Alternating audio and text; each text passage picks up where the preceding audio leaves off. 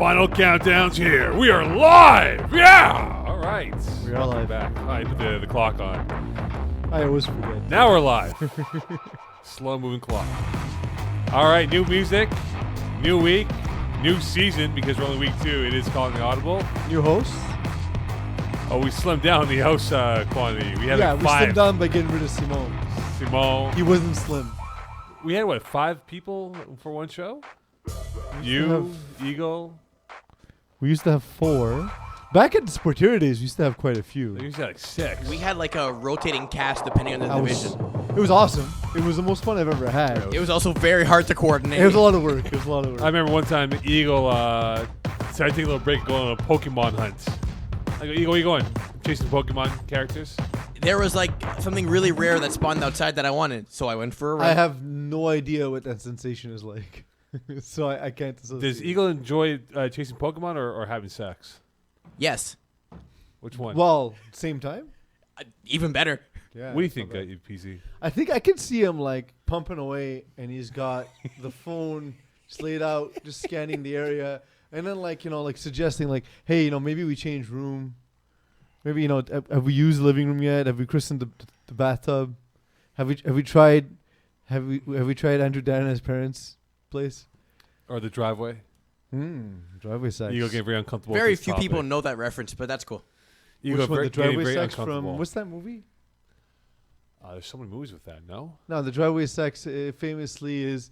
Anybody watching? What's that movie? Burt Reynolds is in it. It's old. I'm old. Wow, Burt Reynolds is in it, so I hope it's old. Yeah. Dallas 40, North Dallas 40, whatever it's called. No. The late Burt Reynolds who passed away. Yes. All right, PC Della Reeze? Plot line? Porn star. Is what he's like a porn dude. The Best Little Whorehouse? No. Believe it or not, no. That's an actual movie. Not North Dallas 40. That's not for sure. Boogie Nights. Boogie Nights. Boogie Nights. That's it. Boogie With Nights. Mark Mark Wahlberg Wahlberg, and I just- Julianne Moore and Louise Guzman. Wow. For some reason, I was staring at you, Because he would have the answer. and I couldn't think of Mark Wahlberg's name, which is funny. Everyone else thinks of it when they see me, Yeah. so yeah. All right, so Calling The John Audible. C. Reilly was in that movie. Was he Yeah, really? yeah, yeah. Don Skinny, Cheadle. skinny John C. Reilly. William He played a porn Macy? star. Wow. It's a good movie. This feel- cast. I Wow. feel like we're going to do like the best Burt Reynolds movies during the show. Oh my god. Looks like it's going to Oh happen. my god, that's my jam. Yeah, we might do that at some point. So it is Division 3 today, Eagle. Am I correct? And 6. It's 6 an For the hour first one. hour. Let's not do 48 minutes of Division 3 I'm going to today. do 49 minutes of Division 3. Like go Every over week is team by team. one less minute. I'd be amazed. if And we in could the do last 3 weeks, we just do Division 6. yeah, exactly. All right, that's it for Division 6. That concludes our Division 6 wrap-up. We also have special guests this week, so this will be a recurring segment, I guess you can call it, for future Calling the Audible episodes. So today we have Andrew Langburt, who's previously been a contributor, who is playing in Division 4 and I want to say 5. And that's perfect time having Division 3 segments. Well, I mean, it happens. We have Rory, and I can never pronounce your name. Semerjian. There we go, Semerjian, who's I going to be think joining next us. week, no? What? Pieces Boys coming this week or next week? This week. This week. He's Pieces coming Boys in on. about 8 p.m. 20 minutes to yell at you because he hates you. Oh, man. Hey, what's going on here? And we also have JF Daloze, who's going to be coming on later tonight. He's So, very tall and very handsome. He's a very good player. and is Secondarily. physiotherapist, one of our partners with true. Physio Extra. We'll ask him about it. He'll They got promote it some on nice our... publicity in the team shots for a spring final weekend that we had in Hey, August. do you think steroids, Jaeger bomb, maybe? No, they actually... You don't drink steroids. No. Says you. You don't tell me what to do. Don't tell me what to do. No wonder those Jaeger bombs are so flavorful. Hey, they had a really good game. We'll talk about that during the division. So hour number Absolutely. 1, it's 3 and 6 and 6D. So I have to break it down to 15-minute segments here. So no more 48 minutes for one division of the big division. And so we will I have... saw it in your face that, like, you just... Like, it's not even you forgot. You just didn't keep track of time. And you were It like, happened. oh, shit. I was like, dang, we have 50 minutes to do 2 divisions. Well, we have about now 50. The 2 largest divisions at that. Well, we got about 55 minutes now left to do 3 divisions here. But let's talk about Division 3 quickly here. From what we saw, Peeze, before we get into the topics and breaking down Andrew Langburt, who will be on with us in how many minutes? 90 seconds. All right, 90 seconds. We have 90 seconds to break down Div 3. Quickly, your thoughts here on Div 3 will caught your attention. In Div 3, as I'm loading the page. Well, let's start with what caught your attention because the internet. Well, lagged on my Niners tablets. continue to roll and go here. They were very impressive in their victory at Hebert. I look at one thing in Division 3 in terms of what we'll talk about. Jagerbomb, very good game. They played All Hooks. All Hooks had an 8-0 lead. You just early said on. Niners. All right, sure. Let's do Jagerbomb. Well, we'll talk about the Jagerbomb. I don't want to confuse you here. Jagerbomb, game of the week, by the way. Playing All Hooks, fantastic game. 8-0 lead. It looked like All Hooks were going to run away. No Seal Levine in the game. No Simone Duchesne in the game. So the quarterbacks were the backups. So the backups who were playing. But what we saw in that football game was excellent execution by the All Hooks, defensively speaking here. The pass rush was phenomenal. They had 5 sacks from La Patrie. They were really good in that football game, and they really controlled it. Even though that scoreline is misleading, they were actually up by what it amounted to be an 8-point lead with about a few plays left in the football game. But a really good game. Perhaps we can see these two teams play each other in the playoffs. So I know that the two teams I'm about to mention have had very different paths to success or lack thereof in one case. But just evaluating the talent on both teams, Mo. Better receiving core for Ryan Carew, Jagerbomb or Finessers? That's really, I thought about that. Keep in mind, Finessers have like a 4-time receiver And they're of the year. 0-2 right now, right? The Mapungwara is really Mapungwara. And by the way, the Mapungwara actually played for All Hooks in that football game. He did? Yeah, I was like, what the hell's going on here? Straight betrayal. It was like, what the bleep's going on here? And you can see his stats right there. All right, hey, we're walking in by Andrew Langburt, actually. So we're flipping over here. Andrew Langburt here with us on Calling the Audible. Good evening, Andrew. How you been, sir? I'm doing well, Mo. How are you? I'm very well. We have Peeze and Eagle in the nest. Hello, gentlemen. How's it going, bud? Where's Esdaj? Oh, we fired him. Yeah, he's in corporate It was now. merciless. I got to laugh and point for hours as we did it. He cried. It was amazing. He invited his whole family over because he thought it was a pleasant experience and celebration of his time here in FPF, and instead we mercilessly fired him. What a start to 2020. I love that. I know. We're flying here. Well, It's actually, been a great year so far. he's been promoted to sales of the Calling the Audible. He's a corporate overlord Corporate. and PZ's babysitter right now. Is his Yeah, career. exactly. So I need to ask you, Andrew. Yeah. So the camera that you bring to the football field every week, Yes. is it like an OCD thing for your stats? Is that what it is? Not for my stats. It started a few years ago with hockey, actually. I was always like the kid who obviously watched a ton of SportsCenter, and then I was like, why can't I film myself if I'm always replaying these highlights in my head? And then you see, you pick yourself one way, and then you see yourself another way, and then it started in hockey, and then it rolled over to football, and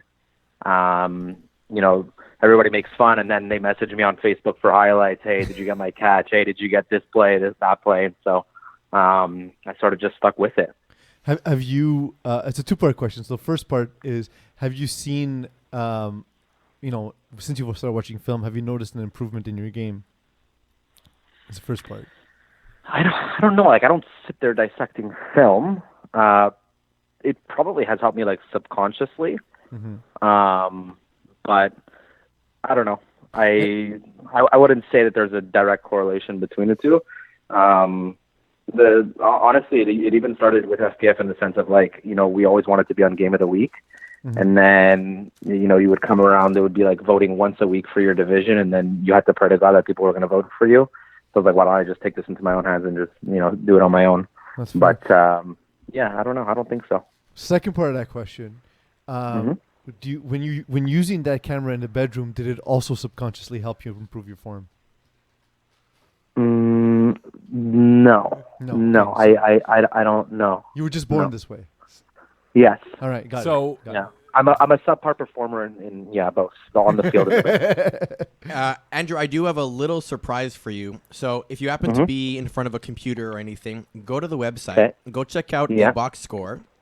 So right now I'm looking at the Jagerbomb All Hooks game. We have a new stat category. So we have the individual stats, which is the receiving yards and everything. We've recently introduced a play-by-play, which shows the progress of the game. Still tweaking it. Oh. We just rolled out a brand new tab of team stats. So this will show you total yards, average plays per touchdown, total offensive touchdowns, pass-run ratios, punts, point after attempt, successful over attempted and everything. So there's some brand new stats for you to analyze and tell me what I got wrong. I love that. Where is it, though? Over here. If you go on the box score. It's actually not next gen. This is actually like 3 gens Yeah, ago. it's like Warp 1. Yeah. Oh, Warp one. okay. It's not on the actual team page. It's on the It's actual on, box. yeah, it's on the box score for that Box game. scores. I love that. So There's Andrew, a lot of. I'm on my phone, but there's a lot of errors right now. I'm sure there are because our scorekeepers aren't the best sometimes, but No. we're getting there. Oh, I'm good. Andrew, do you get more upset throwing an INT or dropping an INT? Oh my God. Oh man, I think that's It depends on the game situation. Dropping an INT on 4th down isn't the biggest deal.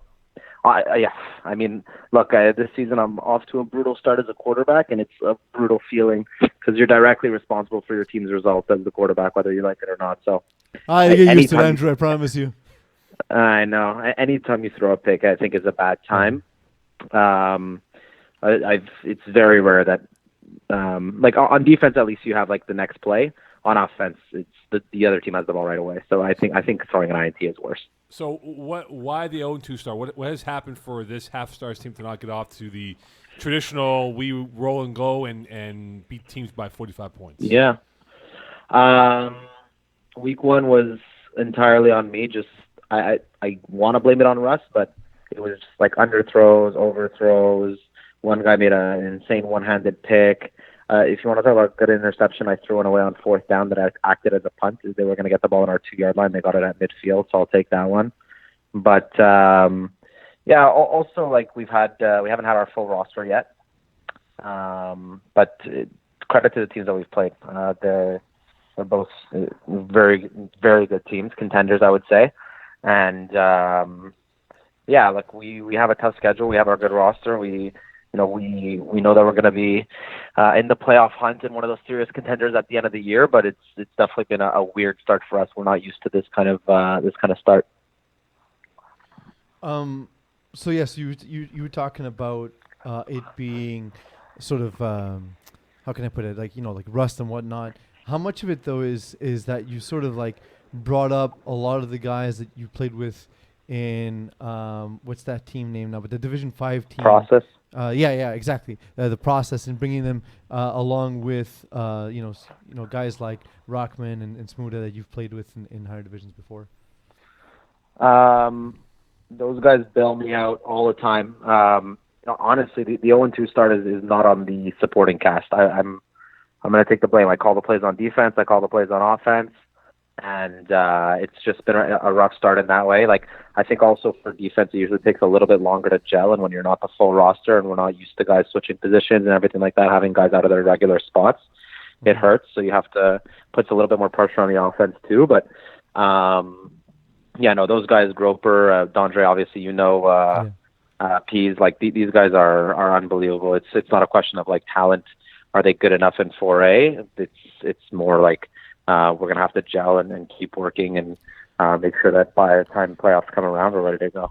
Yeah, because the roster on paper is, like, I look at it and it's, like, solid. Pre-mixed championship is what I think solid. of. So one caveat, Matt Gura is done. That sucks. And that's a big loss for us. He got hurt? He's had ankle issues. Yeah, he has ankle issues, unfortunately. That sucks. So yeah, that's a big loss because we lose him at corner, at receiver, and just obviously a great kid. But yeah, no, it's we definitely have a great roster. There's a lot of good teams. Like when we won in Division D1 in the summer, like our roster was great, but the mix of like good and mediocre teams was not as great in the summer. So there was a lot of blowouts, but every single game in this division is going to be tight and. Obviously, 4A is a serious division, so it's going to be a lot tougher than just beating teams by 30 points, as Mo said. Is it a must-win this week against KGP Raw, given that you're 0-2? Yeah, absolutely. I mean, every game's a must-win, but you can't go 0-3. You cannot do that. And then you look at our schedule, we still have Corey's boys, Bandit Brothers, we have Outlaws, Eskimo Brothers. all Eskimo Brothers. All these teams are experienced teams, and really good players, so if we fall to 0-3, we're going to be in big trouble. Well, Mr. Langburt, thank you very much for joining us today. I just want to know if you had a fetish for stats with your. I love stats. I love stats, but also Simon screwed up. He told me I was going to be doing Division 3. This was Division 3. Yes. But we're interested more in you. Yeah. And then we'll get back to 3. Yeah, Div 3 is a back burner issue. We're focused on you. You're the front burner for us. Okay. You're the apple of our eyes. How about Do you that? have any analysis for Division 3 to contribute to, or you're going to teach these boys a lesson? Honestly, there's a lot of teams that I wasn't aware moved up to Division 3 or down in some cases. Neither did I. So it's definitely going to be, interesting to see how it plays out. Obviously, every team at that point is it's extremely experienced, but very much like Division 4, I think it's going to be a tight division across the board, and there's no clear-cut favorite of okay, this team's just going to run away with it, which is obviously great from a competition standpoint. All right, we'll see half stars in Div 3 next winter. All right then, Andrew. Thanks so much for joining us, my man. Good luck this week against KHP Raw, and if you guys win, you guys are back in the playoff race. Thank you, guys. Take care. Take care. Later, Andrew man. Langburt of half stars. I think he was a little bit caught off guard by your in the room camera work. Listen, man, He had a little people delay. need to know. The people need to know the truth. Yeah, he had a little hitch. Like he was about to throw that football, and he just hissed. He's like, oh, and then he threw 19 instead. Yeah, absolutely. Okay, so we'll go back to what we were supposed to do. Talk Div 3 overview, as Eagle has that posted up here. Jagerbomb defeating all Hooks. I thought it was the best game of what I saw from the Div 3. Another one, and of course I'm no longer on the page, but another one that got my Shocker. attention was a game that attention was brought to it on the Instagram stories, which, by the way, if you haven't followed us yet on Instagram, it's Flag Plus. There's amazing content on there on a daily basis. Greendale Human Beings and Dirty Dogs, and it was asked for predictions, and I don't remember what the results were. Well, it was a tie game. But I don't know what the results yes, of the for poll were. predictions, yes. If you can check it, Eagle, if it hasn't expired. But essentially, this turned out to be a tie game, Mo. And what's cool here is, Ryan Lelinowski is, guy who played Division 1, as did Dave Chidiat, and so on and so forth. Pat Chenard's on the team. Really good team, and the best version, I think, of Dirty Dogs that we've seen in a while. And then a team that comes in that annoys everyone every time they play because they look like they should be beatable. And it's just Danny Aylward continuing to work with his group. And them too, their additions of Zach Zwern and Kendall Myers. It was cool. Is the upstarts with the best version of their team, and Dirty Dogs now a commodity in Division 3, and the best version that they've brought together. And what that resulted in was a tie between both teams. What an odd couple, though. Kendall Myers with Greendale Human Beings. Not really. You think of it as they always need at least one guy to stretch the field, right? So and they're coming up a division, so they have cap room. Yeah, exactly. So the system always requires someone to go deep, because otherwise all your safety does is just cheat on everything down low, and you end up with just a bunch of jams. So if you send one guy over top, someone has to take him, or he's wide open. You just lob him for the touchdown. Kendall Myers can be that guy. He can go up and get deep balls. He can grab anything over a defender's heads, or he can run the quick little slant routes. He's had his moments where he's had the yips and he's dropped the football. Okay, fine, but so does everyone else. He's a great fit. My chances with Kendall Myers catching the ball versus Kendall Myers dropping the ball. He's got a little more one category than the other. I hope he does. Can we? By the way, for the targets, is there not a category for targets? There is. So There is. We're just not pushing it to the site just yet, but we are capturing it. But so Yeah. All we're that getting work there. I've been doing, keeping the targets, is not. Is going Honestly, for crap. quarterbacks who get messages the day after game, like, "Hey, I only have one catch. You gotta get me more involved." And you think back, yeah, you had 4 targets. That's 20% of my passes. That's pretty much standard. So week 1 we have play-by-play. Week 2 we have team stats. Let's see what happens week 3. Targets. Maybe. Well, I think it'd be. I know targets is more of a generic FPF thing, not just a Division 3 thing. But I think it'd be quite fascinating because if you're game planning and you guys still play in the league, if you're game planning, you say, well, Alex Dalka has been targeted 15 times. He has 6 catches, so that means he's converting this for 45% rate. So it's a pretty. Leave me open, coach. That would never happen. Oh man, oh man. So look, we talked about the fact that Jagerbomb won all Hooks, the Greendale Human Beings game against Dirty Hooks, 34-34 game. Dirty Dogs tie game. One thing that was fascinating about this roster is that Ryan Lelinowski, I don't know if he's going to kill me for not, but he actually reached out to me. Hey, what do you think about Pat Chenard? I go, hey, Pat's a really good player. And think about it, Pat Chenard's coming off an Achilles heel injury from last March, where in fact his Division 2 team Bad Boys had to stop the game against Brace 2.0 and pretty much forfeit the rest of the game. So for Pachinard to make it back in short amount of time, less than a year, and excel and contribute to this team, I think it will help fortify their secondary because they needed someone to help that defense because they can score a lot of points, but they also give up a ton. Well, and also we know Dave Chidiat, we know Eli Saleh and Kalpinar with this team, we know what they can do. But adding Pachinard, who's also a known high division quantity, but then on top of that, bring in a good role player like JC Bennett who can fill any role on your team on either side of the ball, and Benji Ziegler who's just a straight burner. That's some nice pieces for Dirty Dogs. Any other games that caught your attention, Peeze, before we get to the topics here for Div 3? Opening the page slowly. As you buy time. I don't understand what's but it's a topic for later. So I was there actually. I was actually there for Lonzo Baller's de Malade. And it was a fun game, man. Like it was essentially just constant offense, and Lonnie Johnson just looking for those intermediate strikes and for guys to stretch it after the catch, and Raphael Dagenet. Of the guys on this team, he's not even the guy you think of first as being the guy to do the damage. Quay Johnson, Liam Gilmore, Hennessy Oraye. These are guys we've mentioned on this podcast before. Raph Dagenet is not necessarily a guy we've talked about a ton, but 4 touchdowns this game. And I had to turn to Simon, who was scorekeeping the game, who's been fired from the media, as I said, but he's scorekeeping because we had at least let him let him have a pittance, which is of course scorekeeping. And then I turned to him and I said, "Who's that guy?" He's like, "Yeah, that's Raphael Dagenet. He's having a monster game." And then he shows me the stat line. I said, "Jesus, that's insane! That's insane." At least we have a Dagenet that's good in this league. That's true. There's been a couple of Dagenets that have been very good. Just not him. Not Simon. No, Simon's not a problem. But Simon, how many yards is he at now for total pass yards? He's not there. Is he not number 3 now, or he's still number 5? He's missing 20,000 yards to catch Wise. He's creeping up number 3 now. He's number 3. Guaranteed he's number 3. Well, he's number 5 entering week 1. So where's he at he's now? number 3. He didn't jump Ryan Kastner. Pretty sure he did. Check it out for me, please, if you don't mind. Okay, so yeah, and then on top of that, just one last thing about that, Anthony Bojan-Freze's ability to buy time really helped. Not just not necessarily in running, but specifically ability to buy time. It's pretty impressive. He's about 80 yards away from. That's what I just said. Well, I'm just saying. He was third. I'm just saying that right now to piss you off. It's actually 78. 78 yards, and then he's not far away from Ryan Kastner though. He could maybe get Kastner. Yeah, well, Kastner's not throwing.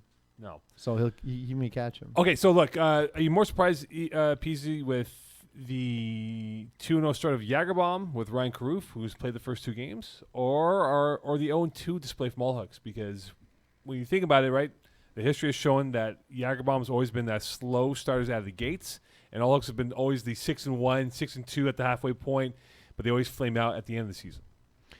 I'm not surprised because Jagerbaum is still good, right? Like we didn't think they forgot how to play, and Ryan Caruth is a good quarterback, and I think this might be an indictment on the entire roster construction for Finessers, because perhaps the difference is Jagerbaum, everyone across the roster can make plays, whereas on Finessers he basically has the duo of Niro Suresh and Alex Bacalani, the Mapagwara.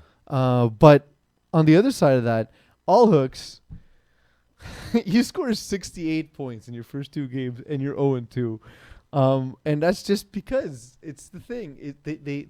They can't stop a nosebleed with a tourniquet. Can't finish off games. They can't. Well, they can't finish off drives where the offense is not celebrating against them. By the way, Kastner's playing 35+, so those yards are going up for him too. Okay, there we go. It's a race. The race is on. That's true. He is playing there. Simon's got to start playing 2 teams. Well, he did back 1 and 2. No? Yeah, but now he's locked to 1 and 2 is the. That's true. So you have Craig O'Brien, who's on pace for 50 INTs. Okay, so that was my next thing that I was going to bring up, because I was going to bring up that game. What's going on with Craig? That's what I want to know. Because Craig O'Brien, this is carried over from the spring season where he had an awful year. Eagle, if you get the stats up for Craig O'Brien from the spring season, please. He had an awful year with his spring team. It's kind of spilt over to the winter season. So spring tends to be a little bit more challenging because all the real flag teams come back, right? You you don't get like these teams that sort of take a shot in a division and new teams, and like there's usually not any easy wins in spring. It's a smaller pool too, so basically you're taking the same amount of talent and condensing it into less teams. But then the other side of it here is what I don't understand is this was in theory as teams started being progressed upwards from Division 3 into Division 2, from Division 4 into Division 3, and so on and so forth. This was supposed to be one of the easiest Division 3 pools that Craig O'Brien's thrown in, and he's really struggling.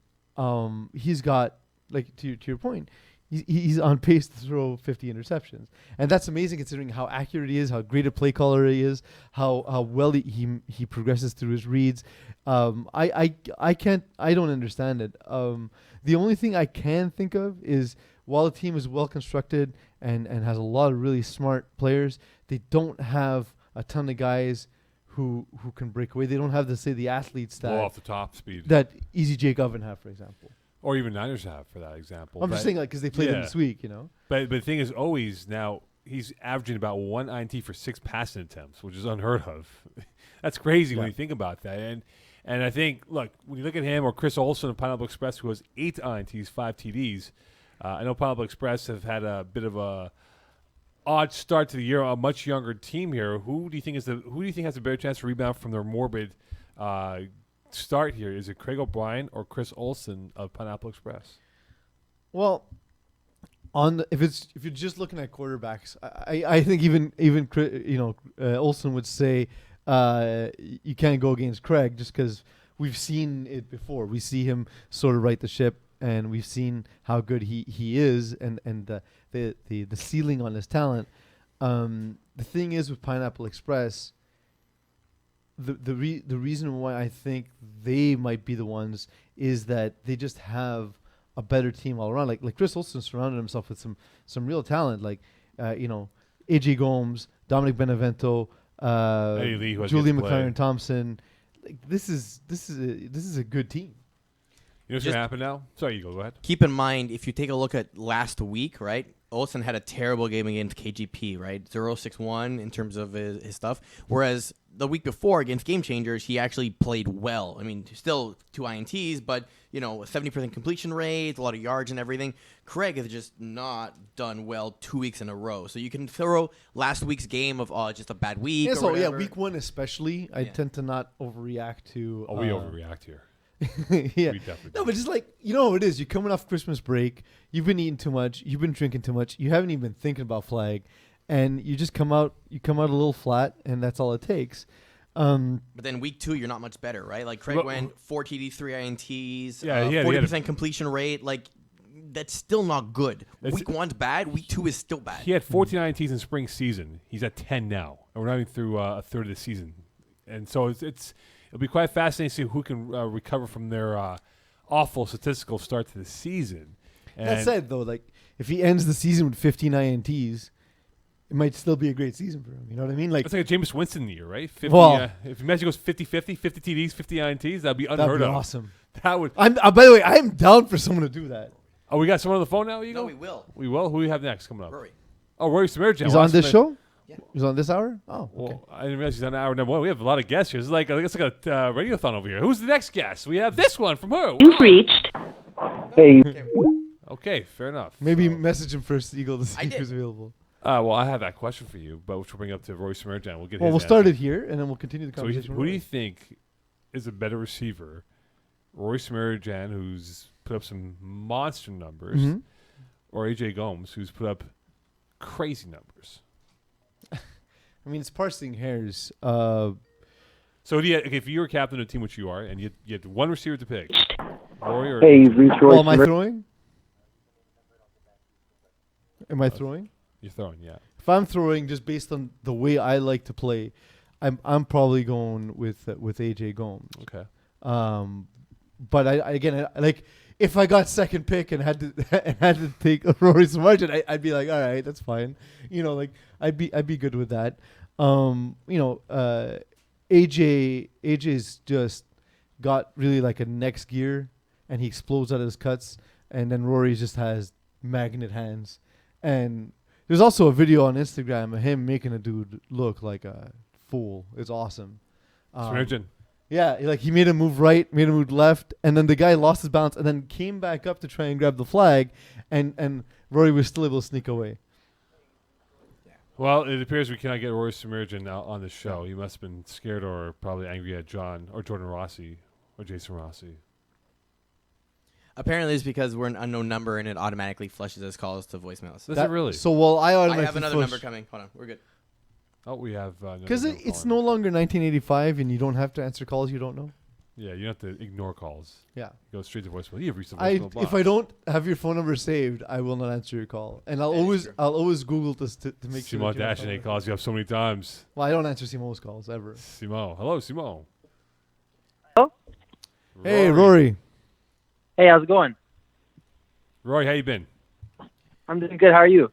Very well. Rory Semerjian on with us here. Peasy's boy. How's it going, Rory? Hey, how's it going, man? Good, Hear good. from you guys. So we had a little topic before you came on. Who is the better receiver? Is it you or AJ Gomes? I'm never gonna say someone's better than me ever. So I'd have to go with me. I like the fighting words over there. Yeah. All right. Yeah. No, I respect his game though. I know who that is. I respect his game. He's like an extremely talented guy. But I'm never ever gonna say someone's better than me though. I'm not that kind of guy. Yeah. Oh, a little hesitancy over there. Your boy, No. your boy Peeze over here. He's a little hesitant Hey, over listen, here. man. Not No, confident in himself, huh? he's got the confidence, man, and I appreciate that. Of course. Of course. Yeah, I was saying. So like Mo asked when you were off the air, Rory. He asked like, so who would I choose? And I was like, well, I mean, you're kind of parsing hairs. Like it doesn't. I'd be happy either way. I said, like, if I had to choose one just based on the way I play, and if I was the one throwing, it would probably be AJ just based on, his skill set's somewhat different from yours. But like, if I got second pick and that other dude chose AJ and I get you, I'd be like, okay, I'm equally happy. Like it doesn't, at that level, it doesn't really matter, right? Like, well, I it's 2,000 think he guys. can. I think he has maybe. Like, he's played a little bit longer than me, too, and he's played at a little bit of a higher level, right? Yeah, definitely. So I think just based on that, until I actually do that, then, yeah, I wouldn't argue with your pick, technically, So in a double team, who's coming down the football, you or him? If you're double teamed by Okay, up in the air, I have a highlight reel that I can show anybody. That's what I'm talking about. That's what he wanted from you. Yeah, no, but in the air, I'm coming down with it. That's just, I did that the other day. Like, it's easy to me. All right, so Well, and that was my point. Though, was like, so like AJ has sort of that top end speed and next level, but like Rory is a guy who, if you're the kind of quarterback who likes throwing up jump balls and runs a lot of like ISO concepts with like a guy going up to get the ball for you, like Rory's gonna be your guy. You know what I mean? So it depends on the style you prefer, but I mean both guys are. Well, what I base myself off of, like, my biggest trait is route running. That's because I'm not the fastest guy. I'm not the biggest guy. I'm like 6'1", but I'm like a lanky 180 pounds. I'm pretty skinny, Yeah. I think what separates me from most people is my feet and my route running. That's what I work on every time I get the chance. But I mean, nothing to take away from him though. I mean, that guy's amazing. Like, I'd like to go at it with him one day for sure. That'd be an amazing type of competition. You running a 10-yard in or Simon Dashane running it backwards in? I would give anything Simon Dagenet over me for sure. Talk to us about the influence of Paul Lapierre onto your roster. It feels like he's brought a veteran presence to the team that may have been lacking before in years past. No, it was for sure lacking, man. JYD was the most, like, I don't know, ever since I got there, it's been very inconsistent. We've been very good, and then we've been very poor, Last season, we didn't make the playoffs in the summer, and then we moved around a few pieces, and we got, he's a Hall of Famer too, to me, he's the best center I've ever played with. So having a guy like that on the team is not just only good for offense, but for defense as well. He brings a leadership role that we were kind of, I guess, maybe lacking, but also more so experience as well, So, yeah. Rory, I have. So you talked about your feet.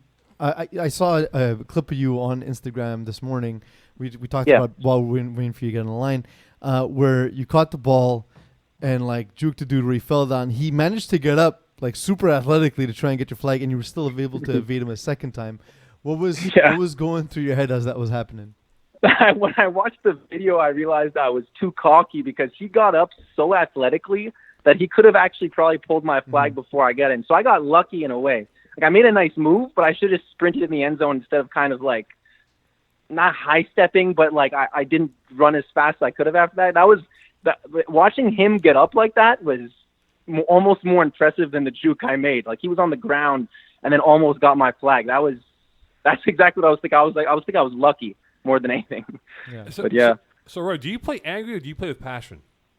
I play angry. My favorite player ever is Steve Smith. I don't know. Yeah, he's no. Carolina Panther receiver. No, yeah, he is. I know. Okay, good. I don't know anything about hockey, so you could have fooled me. But my favorite players are. So I live my life vicariously through Kobe Bryant and Steve Smith. I just care about winning, and I play like super angry, and that's it. I just play super intense. I'm a nice guy, but I'm not. I don't know. I'm not angry at my opposing player, to be honest, either. It's I don't know. It's more like a chip on the shoulder I have within myself, honestly. I feel like I play better that way. All right, before we let you go, last question for you. Yeah, man. This Junkyard team, and Peeze, Eagle, and I, we've seen your team for quite a while now. You had that run in spring 2018 that kind of flamed out. Is this the most loaded team that you have in terms of talent that can perhaps go deep in the playoffs this year? Absolutely. I think like the season you're referring to, we went to the semis and we got blown out. You guys got crushed. I remember that in St. Laurent. We got crushed, man. The Alpha T's are a crazy team. They're so well put together. They demolished us, and I thought we were on like a high that season. They just came in and just bullied us easily. This season, I think Jason Rossi's growth, man, this guy is playing out of his mind. Like he's so much more confident. His throws are so much better. Well, 91 points scored in 2 games. Leads Division 3. Well, I will say though, the second team we played, I mean, shouldn't be in Division 3 in my opinion, but like he probably had an easier time doing what he did. But I'm just saying, like in the fall we played, I guess, like Division 1 caliber teams, and he was kind of slow to begin the fall season. Then he came out like just firing on all cylinders, you know. His growth, adding Paul LaPierre, my brother has developed into a really good football player. He's on that team. And then, yeah, a bunch of other players. I mean, we're just coming together nicely. I'm hoping we can see where it goes, and we just got to hold it down until we hopefully can get a championship out of this thing, man. That's what I'm waiting for. I want to win with Jason really badly, so we'll see if it happens. All right, Peace's boy, thank you very much for coming on with us. And look, best of luck this week. I believe you guys, this week, week 3, you guys have the Niners, which will be Saturday night in Lachine, which will be a heavyweight fight. 2 excellent teams that will go at it this weekend. Yeah, super excited for that, man. Thanks for having me on, guys. Appreciate that. Good, man. Later, Rory. Have a good night. Yeah. Take care, guys. All right, take care, man. While we were off, just a few things to wrap up Div 3. We have Matt Lepage saying KGP has 9 INTs in 2 games, which is crazy if you think about it. Hold on. Then, what was Simon Dagenet say about it? I don't care about Simon. He was saying stats are boring. Darnell Riley says, I have confidence in Craig. We just have to get used to each other on the team, and I'm sure we can bounce back. 35 plus or in Division 3?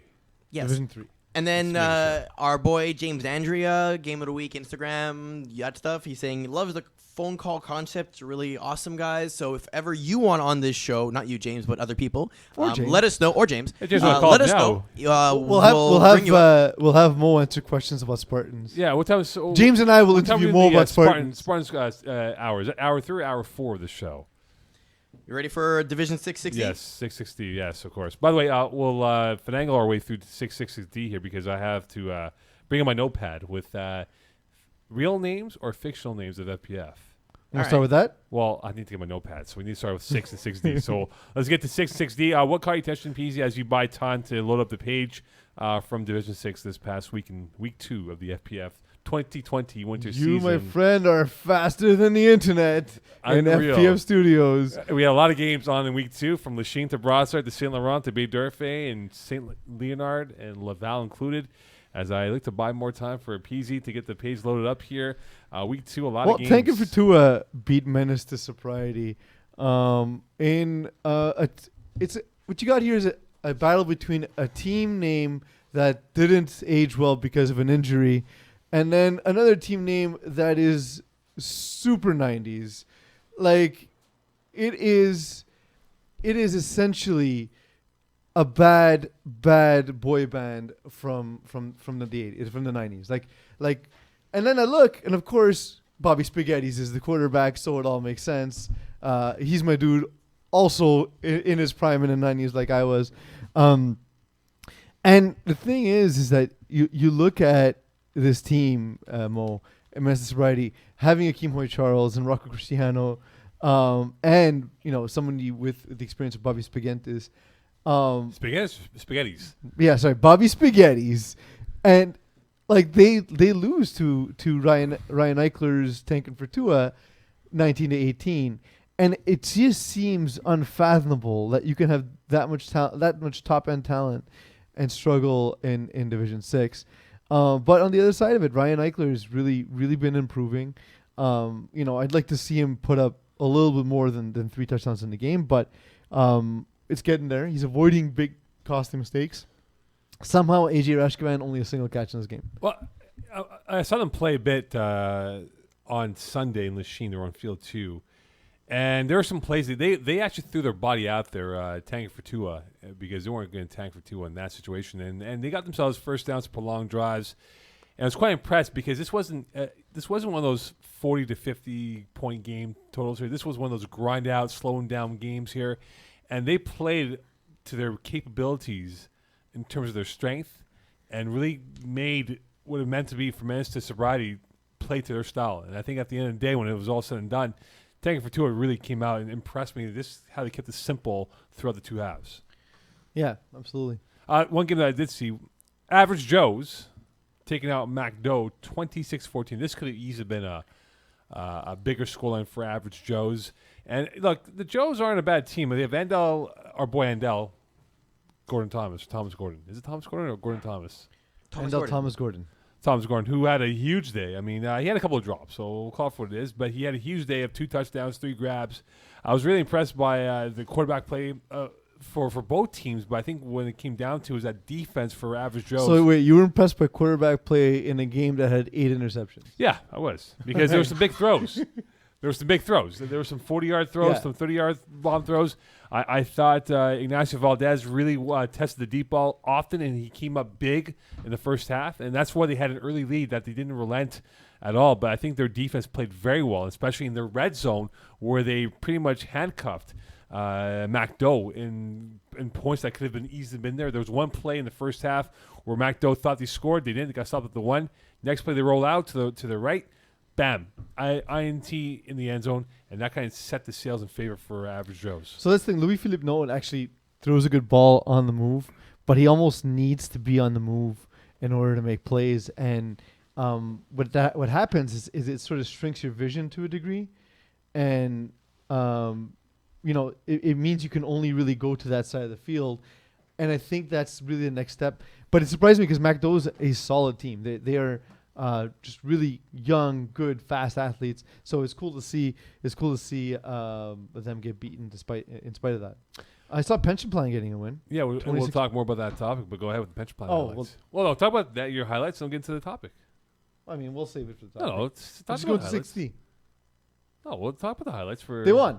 And it was another game that was previewed on Instagram, and people.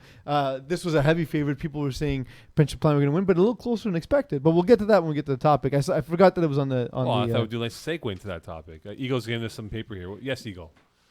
But you work in a studio. You don't fucking point out when they text you. Eagle, that's the whole point of the show. I can't hear you if you don't say it into the microphone. That's the point. They're not supposed to hear me. Oh, my Eagle, mistake. that's the whole point of the show is that we're showing the chaos that goes on behind the scenes. It can't be a smooth sail here, Eagle. Can't be. Look, It's never been. we're like a duck, right? It looks smooth. Ducks.org. Yeah, can you find out some ducks? Yeah, that's a fun one. Can you find out what is the most popular duck in Canada, please? Popular? Yeah, in terms of the population. I mean, I eat a lot of Lac-Brome ducks, so Which probably ones that one. which ducks have the most friends? Yes. DuckTales? Like if ducks were on IG. Darkwing Duck? Which Name a one's species of duck, Mo. Anaheim Duck? That's no. That's the not. Canadian long duck? The Loon? Okay, loon doesn't count because that's another animal. The grizzly duck. The Swan? No. I Mo, feel like you I think need there's to bring just you to a a bird zoo. species. So we're going to 840 with this. Are we really going to 840 for Division 6? Really? Yes. We're going by the clock. Keep going. 10 We're more going. minutes. Jeez. Oh my God, Mom. He's so stressed. Look at him. He's so stressed. Look at him. He's so stressed. Look at him. So, look at him. Look so at him. do you want He's to so do you want to transition? Do you want to transition into the topic, or do you want to cover some 60? We'll go 60 first. We'll do 60 first? Yeah, Okay. recap 60 because Eagles are pretty stressed right Yo, now. replacements put up a ton of points. I don't know what SAFTB stands for, but it for this week it meant they got their asses kicked. They're a new team, but replacements for a long time were just a team that had trouble scoring the ball. Saturdays are for the boys. Really? That's SAFTB. Okay. What does that mean? I Girls they can have meant, their like, Mondays and wine yeah. Wednesdays, but Saturdays are for the boys. It's a Okay. boys' day, boys' night out. So the average age on this team is 16? 17, Tops. All right. 17, 18 probably. Which Replacements. is fine, by the way. I like youth. Yeah, I guess. Just not in the creepy way. I just don't. But yeah, All so right, I'm actually pretty happy with Frantiola Colatrella, and they added Nimrod Janikovsky, a guy who I'm very familiar with, who I would never say that I don't know. Yeah, he was prior pretty to this offended by week. our lack of acknowledgement of his. No, but honestly, it's a good addition to a team, and them adding Jason Armenti in the fall and now adding Nim Janikovsky, it shows that they recognize that what they were needing was some veteran leadership and some guys who can help just get over that hump and allow them to learn quickly. And Frantiola Colatrella has been a beneficiary since then, and they've just been great. Happy to see him playing at this level. The game that I saw, which we'll talk about, is seventh rounders with a 25-0 win over Buccaneers. Your people, Eagle. By the way, cool uniforms from Buccaneers. They do have cool uniforms. Very nice uniforms. Really I like Lex love Luger. this. Look how amazing this is. It's great. We can't see the. The 407 by 301. That's a really nice logo. Well, Best but also- jerseys. So The game was yesterday, to be fair. if people want to have an idea of how the uniform looks, Eagle, can you just get onto the screen on Google Lex Luger? Lex Luger? US. Yeah. Just Put Google Lex, Uncle Sam. Put Lex Luger USA, please. I'm just going to wait for the picture to be uploaded. All right, no problem. So That like means you can't leave here until the picture's uploaded. You're sitting up here. Simone, please. Hurry up.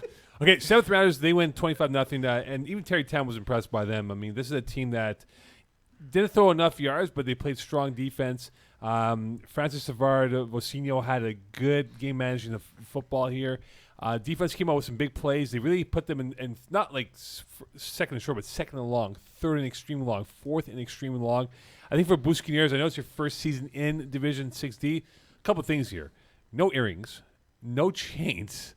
I believe the referee was about to call about 8 guys with chains in the first half.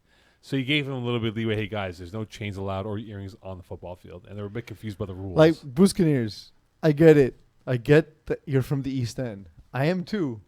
We got to leave our chains and our jewelry at home. No, look, this is the thing. It's 2 new teams, right? And I don't understand how this game went 25-0. And this isn't the 7th rounders from previous seasons, by the way, for no. folks who watch Division 6. It's a new team. Francis Savard Vocinho went 7 of 19. Matthew Cabral for Buccaneers went 8 of 19. Savard Vocinho, 87 yards, 2 touchdowns, 2 interceptions. Matthew Cabral, 0 touchdowns, 2 interceptions. And just like, how did you manage to put up 25 points by only completing 7 passes? Pick Like, it's sixes. not sustainable. But you know what? Great game. This season for both of these teams is going to be about learning because, yes, whenever you're facing a team that's also new, in the case of 7th rounders, that's your chance to get a win and sort of see some of the things that worked well. Buccaneers, you'll have that chance as well. Or Buccaneers. Man, that name's terrible to say. I'm going to go into the site and change the name because I hate it. But yeah, you're going to have your chance to do that too. But essentially, the thing for this season is you really want to learn about the game. Towards the end of the season, we see teams that are really struggling. That's when Eagle and I usually take a trip out to come see you. We come meet with you, give you a It's couple sort of like bar points. rescue. Week 5 road trip. Yeah, it's like bar rescue, when the bar is like sinking and they send John Taggart to come rescue the bar. You We're guys going to say like the FPF name Reeze because your season's not going well. So we'll pick you up. Yeah. Drive you You home. can do that. So anyway, Buccaneers, it's going to be a welcome to FPF moment for you guys playing in 6D. But I think you guys have talent. I think they're young. They have They're ideas. fast, man. They're fast. Tell you that. They have ideas, but I think with them, it's just that they just don't know how to put it together. It's like, They're trying too hard. It's too so Madden is a great way to learn how to make reads and progressions. I'm not even joking. It's a great way for quarterbacks who are not natural quarterbacks to learn the game. That said, that said, the thing is that a lot of times there's too many concepts and new quarterbacks come in with too many things they want to try and they haven't even mastered the basics. So what I would say is strip it down, try and master the basics, and then improve. They want to run a spread offense, like swing passes out of the backfield. The quarterback got angry at the receiver because he forgot to put on his gloves. So literally, when he said ready, he said hut. Gets the ball, he looks to his right. The guy's put on his gloves, and he had to throw the ball away. He's like, me, bro, what are you doing, bro? Put on your gloves. Get ready for the play. So I see the creativity there, but it's going to take a while for them to get the execution down if they're going to become a mainstay team. Until you have the execution, minimize the creativity, learn to execute a handful of plays, and then grow from there. Okay, so in Div 6, you have at 2-0, Pension Plan, Average Joe's, Suicide Squad, and Kings of the North. I've seen 3 of these teams play. Peeze. Out of the 4, who is the weakest of the 2-0s? Okay, so it's not going to be Pension Plan. The fact that they're even still in this division is nonsense. It's like they have like a lifetime membership for Division 6. Like, all right, I just don't want to so they're playing without Junior Spera. That's obviously a hit. But now just the fact that you have Vince Pisano still throwing in Division 6 where everyone else was pushed out of Division 6. Everyone else's rating went up. Somehow He missed by like a point. yeah, like 0.1 or something. Like it was crazy, which whatever. You know what? Hats off to you, Vince. It's not your fault. But he's too good to be throwing in this version of Division 6. However, then you look at Suicide Squad. Suicide Squad has Alex Noel, who's completing 75% of his passes. Oh, and by the way, when he decides to run, he's Alex Noel. And he's not easily going to be caught by anything on the field. And just for shits and giggles, he's brought, Gab Wiseman along on a team with him. So it seems almost not fair at that point. And then you're looking at Kings of the North. Nice uniforms. Definitely nice uniforms. We might do like a uniform tournament in FPF. The best uniform in FPF. I mean, I'm pretty sure the hot sauce uniforms would be. Yeah, we might. You guys are up there. So I'm gonna say I'll say this. I'll say of the two. So right now we Kings of the North and I can't remember the name of the other one and Average Joe's. Average Joe's, yes. They're both being quarterbacked by first-time quarterbacks, Iggy and Phil Osan. The issue is at some point they're gonna get to games where their inexperience will show. They'll panic and they'll lose games that way. I don't think we'll see that from Suicide Squad or Pension Plan. Fair enough. Does that answer your question? No, answer the question. So one of those two teams flip a coin. Eagle flip a coin. Tails. It was Average Joe's because when I think of Average Joe's, I think of Tails. Okay. All right, fair enough. Joe's was the big win on the weekend, on Wednesday night in St. Leonard. So we'll see if that can carry on for them in week 3. Tanking for Tua, I know we spoke about them a little bit here. Do you want to wait a little bit more before you anoint them as being a real deal? Because they're off to a sound start. So it's cool. They've only allowed 37 points in 2 games. They've also only scored 52, which is not entirely impressive. So I don't really know what to make of it just yet. We'll see. They face the Potatoes. They face Trailer Park Boys.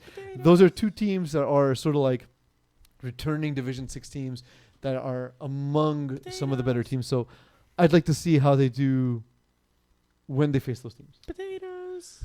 All right, so I'm going to ask you guys. You guys are part of the FPF Heartbeat. You guys know plenty of players. This guy knows everything. This is going to be a little segment we do. It's called Real or Fake Players in each division. So, Eagle, you cannot look it up. Peeze, you can... I don't even need it. Yeah, that's all right. That's all right. Eagle? I don't even need the slow-ass internet. No looking up here, okay? Mm-hmm. So, for Division 6, I'll give you a name. I'll give you the stats and the team that this player plays for. You will say, I'll ask you, is he real or is he fake? Okay. All right. Here we go. Division 6. Fridge Raiders. Andrew Sinet Spalding. 4 catches, 70 yards, 2 TDs, 5 tackles, and 2 sacks. Real or fake? 5 tackles, 2 sacks. Yes. Fake. I'm going real. Eagle. Correct. Who gets tackles and sacks? That's not a thing. Bad rushers. Yeah, Russians does. All right. Division. Notice it's not the name that gave it away. It's the stat line. All right. Division 6D Okay. The D. from the Killer Rays.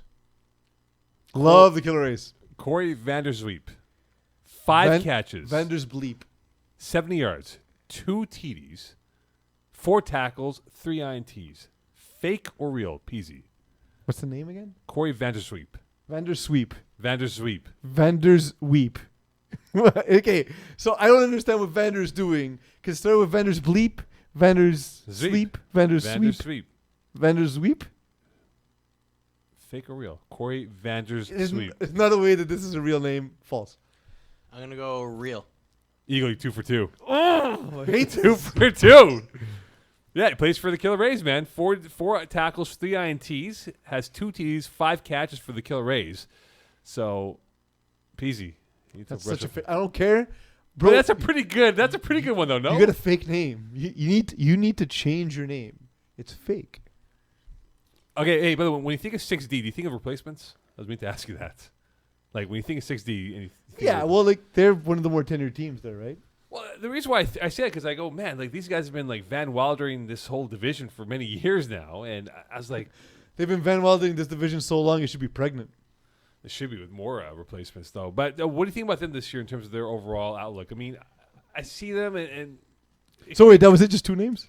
I don't want to milk it. We're gonna do it throughout, All the, right. throughout the season here. All right. That was it? 2 names, So you're leading the season series 2-0. 2-0. Woo! I will destroy We'll you. have more for other shows, but I'm just saying that throughout the course we'll do like 1 or 2 names per week. You know, let's see if you guys know your stuff or not. Okay, so when you look at replacements, is it a clear path for them to say this could be their year to finally go deep in playoffs and finally be a dominant team that might end up with 7, if not 8 wins this season? I honestly hope so. They're a good group of guys. I like Frank Colatrella.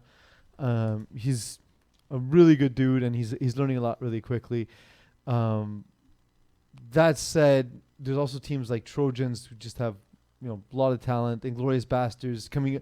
They have the pedigree of coming up through FPF Junior, so they're coming up. They're young, they're quick, and they also know the league. So I don't really know what to make of them. And 2 other teams that I've noticed, Mo, Yes. Les Studs and what could have beens, are teams that are putting up a lot of points and defensively have been holding teams down. In 6D, it's tough to get a feel this early because we don't know the teams they've played against, if they're caliber teams or not, or like a team that's 0-2 and faced, let's say, 2 of these teams. Is it because they're out of, they're just so far out of the league, or one team is really bad, or is it that those 2 teams are just so much stronger than that team that lost both games? So it's hard to tell. It's hard to tell. If we're using just information we have, I would say like my 3 favorites for the season, given how it's played out so far, are the replacements, Trojans, and Inglorious Bastards. But I would not be surprised to see one of these newer teams sort of pop up. 7th rounders have yet to give up a point in FPF. Through 2 games, they have scored 56 points, a big donut in the points against. That's amazing. Now, that said, they've played against Buccaneers. SAFTB and Buccaneers. Both teams have Buccaneers. struggled immensely. So we'll see. They play here for the beer, who are another team that have struggled, but have a little bit of experience in FPF. Okay, I know we did the Div 3 and 6 together. I'll give you one quick Div 3 one here before we sign off here. Div 3, Olympia, Alex Lochard, 9 catches for 109 and 2 TDs. Alex Lochard, Olympia, performance. I'm going fake. I'm going fake. Correct. Stat line. Correct. Div 3, I would have heard the name by now. He's been in FPF long enough, I would have heard the name. Well, Olympia Performance isn't a great team. And Alex Lochard, by the way, is a basketball player, one of the best in Canada. So let's see. And last one here before you sign off. Vincent Detier, 8 catches for 89 yards, 4 tackles, and 3 PDs. What team? Oh, crap. Forgot the team. Okay, scrap that. Scrap that. Third person. Clearly fake. No, actually, he's real. He is real. I remember seeing the name. But you Okay. forgot the team. I forgot the team. I forgot to write down the team. Okay, last one here before we sign off. Rohan Jones, 1 catch, 19 yards, 1 INT, 1 tackle, plays for the district. Rohan Jones. Real or fake? Eagle, you're 3-0. Peeze, you're 1-2 so far. I'm going real. I like the name a lot, so I want him to be real. I'm gonna say real. Both of you are correct. Eagle. It's such a cool name. 4-0, Eagle. Such a cool name. Peeze, you broke even. All right, so Div 3 and Div 6 and 60 are in the books. Coming up next, we have what division, Eagle? 1, 2, 4, and 35 plus. Oh, yes. 1, 2, 4, 35 plus. Stay tuned here on Calling the Audible.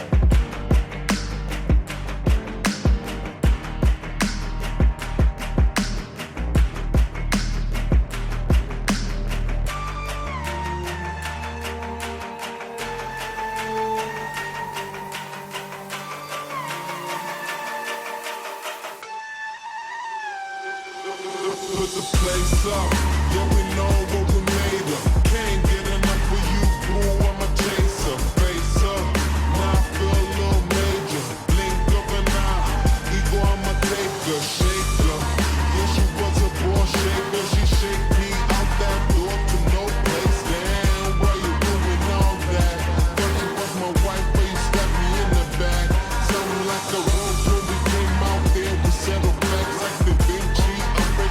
So break it back, come on, get your ass and baby slipping. Get another smile like it was the last Christmas, hey.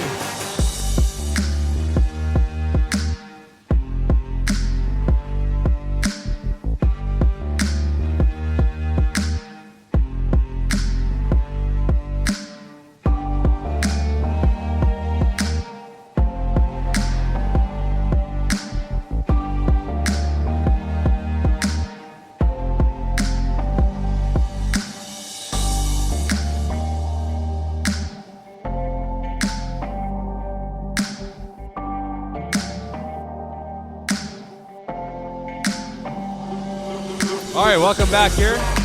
Calling the Audible. Eagles know how to fade it down. I do. This way you're supposed to fade it down, Eagle. You can keep talking, Mo. Yeah, I could, but you need to fade it down, Eagle. Because the listeners or viewers can't hear. Attaboy.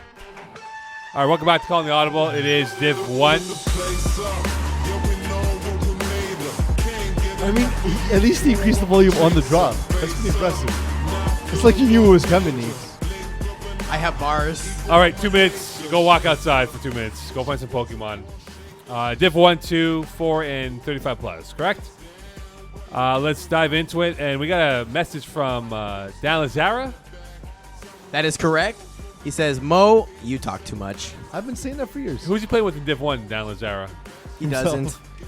Hold on. Let me just. Can I send you a picture to post on the wall on the video? You can post it yourself, but sure, send it to me. No, to post it on the TV for those who are watching. So we'll talk Div 1. Let's dive into it. STL playing a very good and very impressive Godskills team. This was a game that was a mismatch from the get-go. Dylan Taylor, an awful game. Threw a boatload of INTs. Was not good at all, Peeze. But do you actually think it was a mismatch or just a game that went sideways? I think... Because I don't think it's a mismatch. I think it's a very fair matchup. But it just, when games don't start to go your way and then you got to press, it's not going to go well. I just thought their play calling was pretty bad. I didn't think it was impressive, their play calling. On defense, Jeremy Murphy, who is a very good football player, a monster, and he exposed their defense with some big throws. Eagle, check your phone, by the way. Yeah. And it got chippy. It got chippy because I think Godskills like to play a chippy game in terms of the extracurriculars, and I think that got under the skin of a lot of STL players. And it got them off their game. And I think by halftime, you knew that Godskills had the game in their back pocket, and we're not going to lose to this team. And yes, Ryan Perry had 9 tackles, but that's where I think they were trying to expose their secondary or their defense. That is for Godskills was GF Marquis with his outs, and they were able to prolong drives and really put a nail to the coffin to the hopes of STL. But for me, the key is on the first drive, Jeremy Murphy gets the pick. Very early. I think it was the second play of the game. Then, you know what? Godskill scores. That's okay. STL comes. They score. So it's like score for a little while. And then like still in the first quarter, or still in the first half, another pick to Jeff Marquis. And the fact that STL started with the ball. So you've lost 2 possessions to start the game. And you're giving up the ball in the second half. It's not a great way to start the game. So you go into halftime down 18-7 and you're starting on defense. You know what I mean? So it's a game that's at that point is just completely sideways, and you can see how Dylan Taylor, who by the way, like Only 2 incompletions. yeah, only 2 balls were not caught by somebody. Because 20 of 26 and 4 interceptions. You know what I mean? So like he was still moving the ball, but you could see that after those early mistakes, he felt the pressure, and that's when Jean-Christophe Vien made him pay. But you look at STL's schedule. I mean, I think the only winnable game they might have for the present moment is Fly-Moissac, which is week 3, because you got Yuxu, you got DA's Finest. Right after that, and they got skills. You don't think STL can be a DA's finest with their weakest roster ever? I think. This is what I think. I think DA Theo, finest laid a smackdown this week. yeah, though. they beat Flag-Moissac badly. I think Theo can go off on DA's Finest, but is it the same personnel of talent? I think Jamie Ojeda is very good, and pretty much after that, though, I think it's a toss-up in terms of talent level of what's at minus Kevin White at every other position on that football field. I think that the talent level in STL is probably a touch higher than DA finest. But look, STL has a rematch against Godskills. They have Fly-Moissac twice on their schedule. So year end. They have sort of the element of surprise against Finest the first time they play. So, I can see them getting, 2 or 3 wins. But that year end was brutal, where they got DA's Yeah, Finest, the end Yuxu, and Braves. The last 3 games is an onslaught. It's tough. Not the best game for them, and it showed. They were exposed by Goth Scales, and I think Goth Scales got into their head, and that's not something that they want to have happen to them. Any other games that caught your attention from Div 1, that Peeze? Yeah, you can't sit with us getting another win. Like, when you see you starting off the season against Finest and then against Braves, you figure, okay, this is going to be tough. But Alex Hollowak returns. And my God, was that a hell of a performance. Well, he did very well. I score kept that game. But that's the thing is like, you can't sit with us. Like they I know we already were considering them before the season as a favorite, but they might be a favorite to do serious damage, like to end the season sort of 10-0, 9-1, maybe even maybe as low as 8-2. You know what I mean? In Division 1, that's absolutely impressive. I think when you look at that game and in that matchup, I mean, Hollowak didn't. I mean, he threw for a crazy amount of yards. I think it was 240 something. That's but that's a tribute to how quickly Alex Hollowak gets his play calls out, how willing he is to just constantly attack your defense. He is as fun as watching FPF is. He is. It's just a giant pair of testicles on the field. He's like Pat Mahomes out there at times, almost practically. It's amazing. Like it's as fun as it can be to watch FPF is watching Alex Hollowak play quarterback. I'll say this though, there was no Joe Mayer.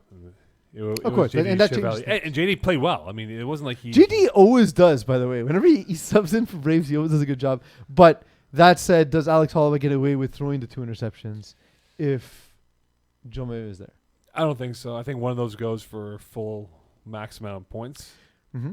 But you know what you can't sit with us says though, because they won last week with a backup quarterback. So, I mean, it's a bit of a small. They did win with Vinny Galano throwing against DA's Finest, but I think if we had best on best, remember that right now for Alex Holloway, the biggest demon is the Braves with a full roster. Mm-hmm. I mean, to be fair, they're most teams' biggest demon. They are, but that's the one team that we said, hey, if look at last spring season, right? How loaded that roster was, and they couldn't beat the Braves in that predicament, and now here they are Look, a win's a win. You take it any way, shape, or form. But regardless I who would say wins it. arguably this roster is better. This is a very good roster. I like the chemistry they have in this roster. Nick Arsalan brings he solidifies the corridor of the secondary, being the last man in line, and I think that really helps them in that aspect.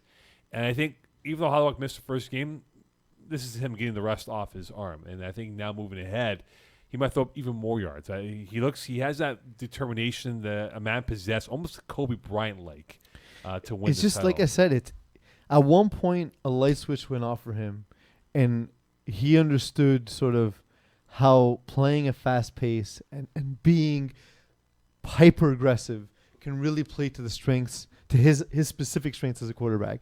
And he's never looked back. At that point, that's when he just became one of FPF's elite passers. Eagle, can you get the team stats up, please, if that's possible? Oh, look at that, Eagle. Only the best. Oh, boy. Thanks a lot, Eagle. Carlo! Like I said, Actually, it's it is brand there, new. though. So, If you scroll, it is oh, there. you know what the problem is? I can even see it. Division by 0. This is But- what happens when you divide by 0, Mo. But if you scroll, it's there, Eagle. Is it there? Oh, look at that. Okay, look at that. The breakdown of look at that. 245 yards pass. This was a pretty even matchup, but like at the end of the day, the key for this football team for this football game was the points converted. 4 for 5 for the Braves, but they still lost by 4. So maybe Joe Mayo makes that touchdown go for points, and they win that game. They're 2-0 at this point. Perhaps. Div 2. What caught your attention? It's Peeze in Div 2 in terms of the games, as I like to buy you time because it was week 2 of the 2020 winter season. And I am actually in the wrong division, Division 3 for that matter, as PZ will But get. we are in Division 2. We are Division 2, and looking at Division 2, as I like to buy more time for myself. Killer Bees got just throttled by Lestad. It wasn't even close. Wasn't even close. The Killer Bees might be other ecosystem here. I mean, look, they're trying it out. They were in Division 2 last winter, were they not? They were competitive. I mean, they were plucky last year, and I score kept their first game. And look, the Studs are a very good team. Sam Caron is gonna.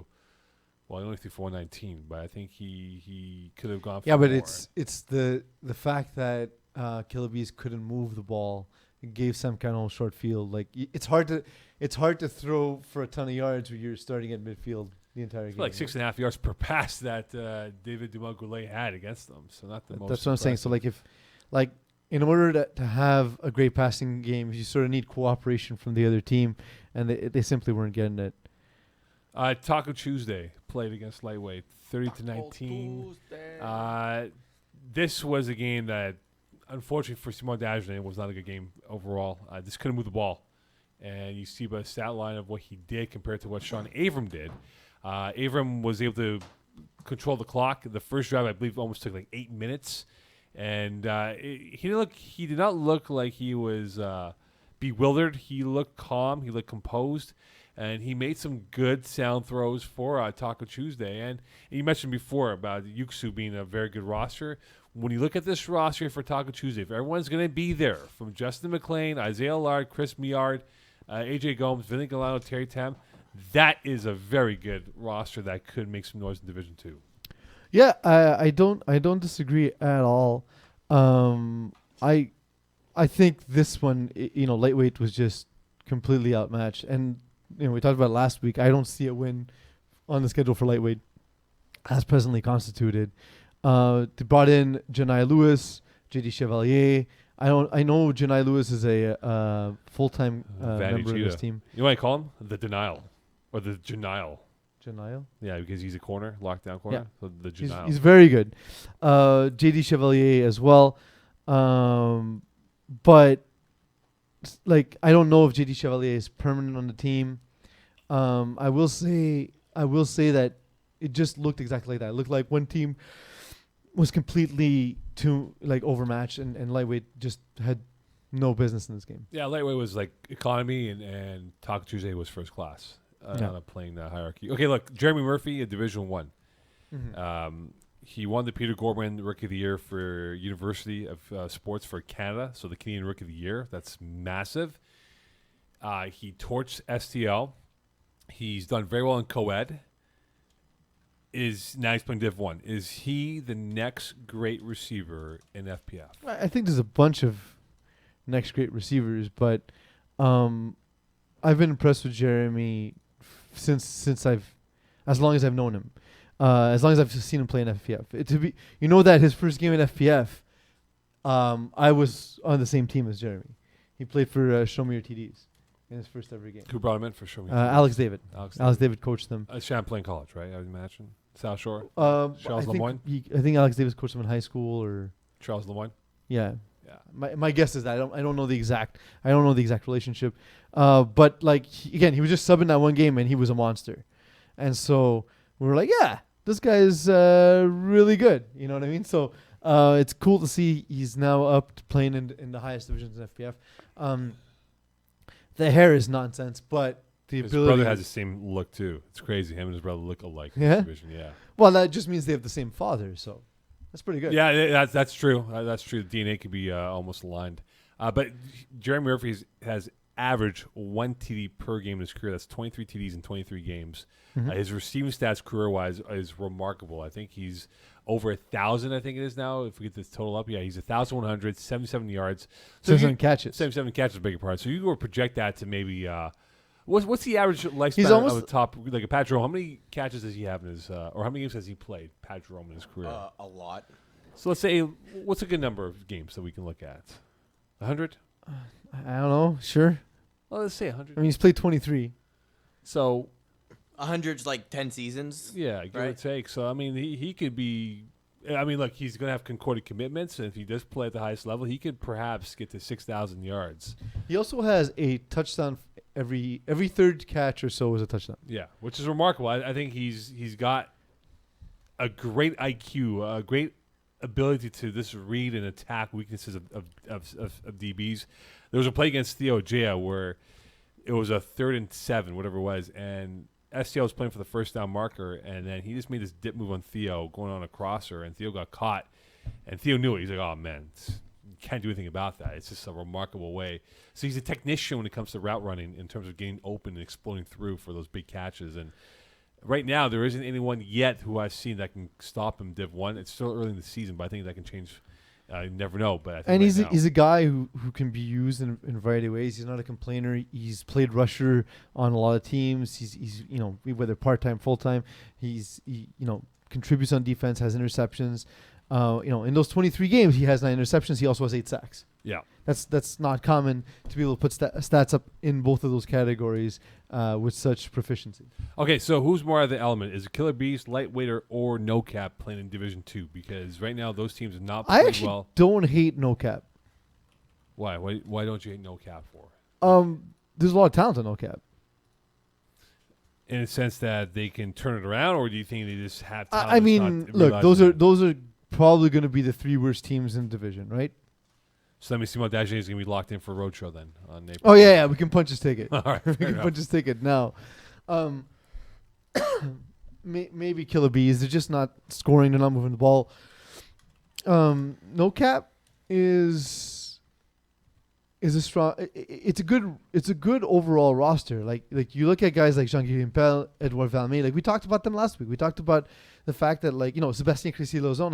Like there's serious players on this team. Chris Lozon is leading the Div 2 in receiving yards or touchdowns right now. Yeah, and I like the way JJ Janvier. Like I love his play style. It's fun. It's exciting. Now, if you can take that and sort of remove some of the mistakes, that would be awesome. But my God, his ability to just stand there and rip it down the sideline 15, 20 yards at a time, it's fun. It's fun. It's exciting to see. I do hope, like I said, that he sort of starts to limit the mistakes somewhat because 5 interceptions, only 6 touchdowns so far. I think that's going to improve.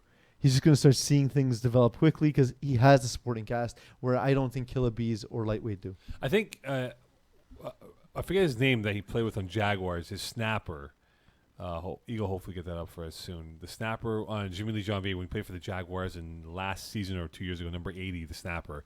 He's missing from the roster. I think he was a safety valve for Jean-Felix Janvier and what he can do. If the deep ball wasn't there, he just dump it off to this guy, and he would have he would torment linebackers and literally eat them and spit them out like a cow does with grass, and eat it again. Number 80? Yeah, for Jaguars. No such thing. You know, cows don't actually eat grass for nutrition. They eat it to help the digestive tract. Right, but they vomit it. They vomit Yeah. it, they eat it, they spit it out, they take it back in. You gotta do what you gotta do, man. It's a Eagles cow's like- life. Hey, That was man, life. it's all about discovery, my friend. But out of those three teams, Peeze, one of them's going to be in the playoffs. Yeah, it's gonna be no cap. So you think lightweight's going to be out a lot? I think lightweight and Killabees will not make Aurel playoffs. de Rosier. Thank you. Yes, That's that's it, the yeah. guy that was. He was a calming force for that offense for no cap, and I wonder if Jimmy Lee is going to be able to adapt without him. Perhaps he comes back. I'm not too sure. Yeah, it's like early in the season, you don't know if guys just aren't on the roster yet, right? Exactly. Like, did he say, no, I can't play? And then by week 4, he says, yeah, you know what? Actually, my schedule's not that bad. Is he on vacation? Is he not on the team? Like, we don't know that at this point. If anybody does have the insider information, please feel free to join us on Facebook Live and mention it in the chat. Eagle, do we have anything in the chat? Not right now, no. All right. course not. Anticlimactic. Very good. As we have Tumbleweed coming through. Jesus Christ, Eagle. Thanks, Eagle. Be more engaging. I am. Be more You're Setting eating, up our next you're eating year. Maynards right now, man. That's what you're doing. Eating peachy. What was it? Peach fuzz? Dave ate some from the other night, I and don't I'm very believe you. upset. Why? I'm The surprised it bag wasn't lasted. full. I'm surprised it lasted. It's empty now. And what am I going to do for the next 2 Take hours? some There's cookies 2 then. boxes of But I cookies. wanted those. Oh, we're supposed to do the diabetes test, eh, for the Eagle? Yeah. When do you want to do this? Week 3, diabetes test live on the air. The question, the thing is, though, are we doing before or after? Because if we're doing it after, we have to wait like 12 hours to really see if his blood sugar goes through the roof. We do it at the beginning of the show, and we announce the results by the end. Oh, 35 plus coming up here. The last question before we go to 35 plus. Sean Avram, can he carry the weight of expectations? No. Perfect. All right, 35 plus. 35 plus. Here it is. We recap as they play week 2. Okay. Oh, they're playing right now. Are they They not? are playing right now. So are we pre-capping the game? So Yes. who's in Bay Durfee right now? Everyone. No, but who's scorekeeping in Bay Durfee? I don't know. Is it not Are we going to call Faizan? Simon again? Is it Faizan Munwar? I think it's I don't Faizan. know. Do we have We his can number? find out. Let me call Simon. Because I want to call Faizan live on there and ask him how the games are going so far. Okay, so 35 plus. Your thoughts here, Peeze. I mean, there's some teams that are very impressive that we talked about last week, and they show their muscle this week 1 here. OAS, very powerful. Corey Pecker, a monster. Shane Williams, Brian Talk. These guys really took over and bullied their way for a victory. So we got called out for something Eagle said. Oh, from Karin Police. Yeah, he's saying like, OAS competing in Div 4 as a joke. They would, they'd be a Division 2 team, and I was like, I don't remember saying that. I remember saying that they're strong, and that they wouldn't fit in Division 4. And then luckily Terry put up the clip of the show, and then I listened to the clip after reacting to it. Of course, sorry, we need to leave you a message for Simon. Veuillez laisser votre message après le signal sonore. Après avoir laissé un message, vous pouvez raccrocher ou appuyer sur le carré pour entendre plus d'options. Simon, I don't what's going understand. on? It's 2 over weeks 35. now. You have Where are again, you? Eagles one have been out job. of You the playoffs for the continue last to Need 2 more weeks. candy. You continue I to know you're a fail us. corporation, Feed me. but like, come on. I don't let's even get you back on understand air. how anyone My could glucose love levels you. are That we tanking. cannot When you get were on born, air. how were you not shoved back in the Simone, womb? God, how do you what become am I an gonna Eagles do? fan? Like instead Eagles of are not playing cutting the football anymore, umbilical bro. cord, Is why don't Carson they Wentz hang the you real from the deal, or umbilical you want cord? Nick Foles Just back put in the the sugar fold? right in my veins. And that was our call with Simon Simone Dagenet. Dagenet. And that concludes the 35 plus. All right, coverage. that is it for 35 plus. No, so like seriously, so we got heat for that, and then I was like, and I Heat looked for at the what? roster. From Carmen? I looked at the roster and I was like, I wouldn't have said that about this roster. And then I listened to the clip, and it's Eagles saying, yeah, they'd be like Div 4. And I'm like, how would they be Div 4? Corey Pecker is the quarterback of the team. First of all, before you even get into anything else, Kevin White, underrated receiver, by the way, for those who He's haven't 7 for actually seen him 100 play this receiver. Shane Williams on the team as well. Like it's a good team. It's a good team. Keyshawn So, Thompson didn't even play. and they went up against Montreal Spitfire, and they beat them down. And Sean Avram in 35 plus shows us why he can't lead a team in Division 2. This North Korean island of 35 plus really is Geography. sensitive of Yeah, us. is that what happens? Is that what happened to you, Carm? You got old and you got sensitive? Because he wrote, like, what is he wrote? It's you're wrong, but it's funny, but it's wrong, but it's funny at the same time. It's funny, insulting, and funny. And I was like, that's amazing. That's exactly what we're going That's what for. I aim for, That's the Carm. exact tone of the show. But like, if we get to Karma's team here, MTL Spitfire Eagles, in terms of the roster composition, like that roster going up against OAS, not the same thing here. I mean, like, Sean Kennedy, very good player. Jimmy Kubwaith, 1980s porn star, nowhere to be playing that week. You have the inventor of FPF defense, Adi Sharma. Adi Sharma, yes. Sharma Plus was out there. Atlanta Rousseau, former Concordia player from years ago.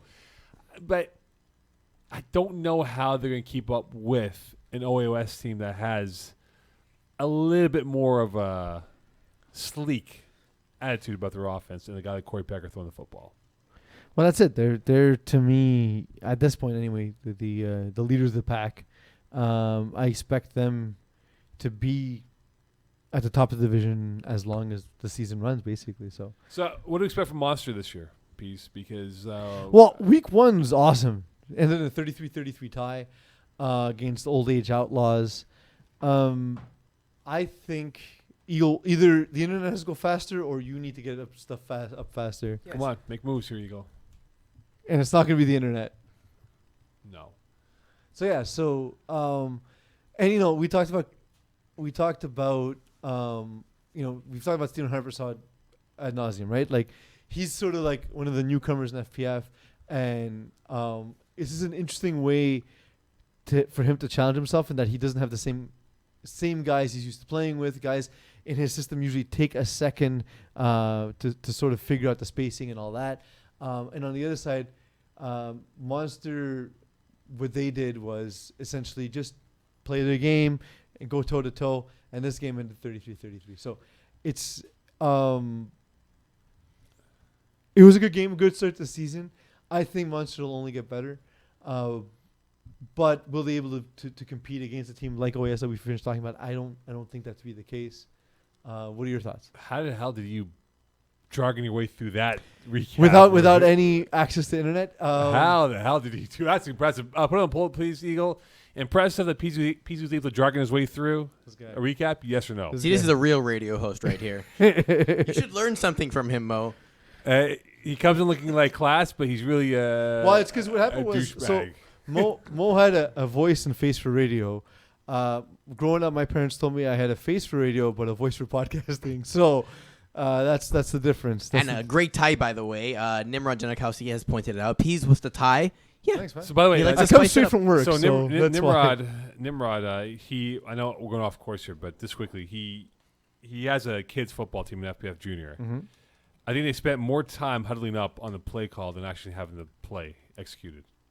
Like, listen, it's about teaching. Crazy, man. It's about teaching. They spent more time on a whiteboard where he's like, all right, run this. I'm like, dude, let the kids play.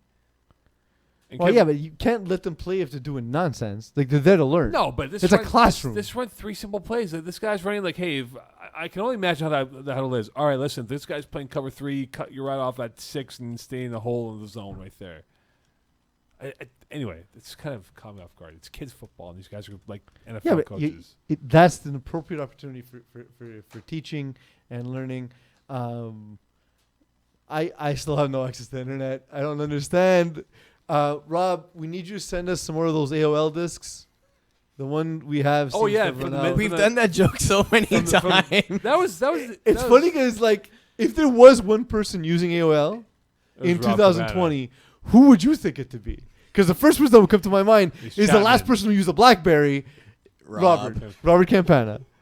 So getting back to Monster, Andy Peterkin, sort of a guy somewhat forgotten, former Div 1 in quarterback FPF, but he's a guy who can definitely sling it. And if ever he misses a game, they have Craig O'Brien. So that's pretty good roster construction. But yeah, Andy Peterkin looked great in this game. And the team itself is just well built, and I'm happy to see them doing well so far. KTFL Draft Division, they have gotten their season underway. First off, cool names. Pizzazz, very cool name. FPF, very original, which has Brian Martin. No, I'm telling you, the worst names come from KTFL. It just shows me that we need to physically remove Kirkland from the map of Montreal. Oh, New Ontario. Wherever it floats away to. Doesn't matter to me. I don't really understand how currents work, so it's going to go one So way or the put on other. the poll question: if we were able to divest ourselves from West Island and let it float away, would it be sad or happy? Yes or no? Because it's clear to me that no creativity comes from Kirkland. These team names are terrible. But go ahead. Keep making your point about great team names in the Kirkland draft division, even though you would be lying. I would be lying. We have Jeff Daloze coming up very soon. I have no idea what to talk about. Poivich got a shutout. Yes, they did against JMJ. Pizzazz, looking at Polovich as a roster here. A lot of former FPF or current FPF players. Chris So, Rosen. like, if I mention Castor's gonna Timo, you know that dominate I'm this. opening that tab. Then you go to something else. So I don't have the tab open, so I can't join you in the conversation. Eagle also opened that tab. Let's talk about the shutout. Well, Polovich, a lot of former Rainmakers. You have Yeah, Randy Kastner. Ryan Kastner's thrown for the Ali team. I don't know why I DeFore. almost called him Randy Kastner. Great name, by the way. If he was a weatherman, he'd be Randy Kastner. or Cowboy, Randy Kastner. Cowboy Kastner over there. But so, like, Ryan Kastner with only 9 completions in the game, it feels like it's a stat error. I think it probably is, but look at the talent level around him, though. I mean, Chris Rosen's pretty solid. Ali DeFore is the guy he's played with for many years, from tackle to flag. But overall, I mean, there's no one that really intimidates you, sets up fear in your voice. Like, oh my God, this is who we're going up against. I'm not too sure about that. Listen, man, they have Dave Allen as a snapper. When I started in this league and started snapping, I always said I wanted to grow up to be Dave Allen. That's my goal. That's my goal in life. And you reached your goal for sure. All right, we're going to be joined JF Daloze from Jagerbomb. That took you a while. It did. Hey guys, JF Daloze, good evening. How are you doing today, sir? I'm very good. How about you, Mo? I'm very well. I'm here with Peeze and Eagle. Say hello to JF Daloze. How's it going, buddy? Hi. Hey guys, what's up? Jeff, I need to ask you a question. You are someone who works in health, rehabbing people's bodies. Physio Extra, which has been a That's right. proud sponsor, proud helper of us during the roadshow. If you had to diagnose Peasy's ailment, Which one? Yes. Alcoholism? That's easy. which one would It's you be probably most, all about the shoulders. I think everything has to do about the shoulders, and I don't think it's going to be in my area of expertise on that one, unfortunately. Please. I know it's true. It's true. If they made HGH that I can inject directly into my brain, that would be the only solution. That would be the only solution. Exactly. Speaking If of you want which, that stuff, do you you can use just your come company over to- after my hours of work. Sorry?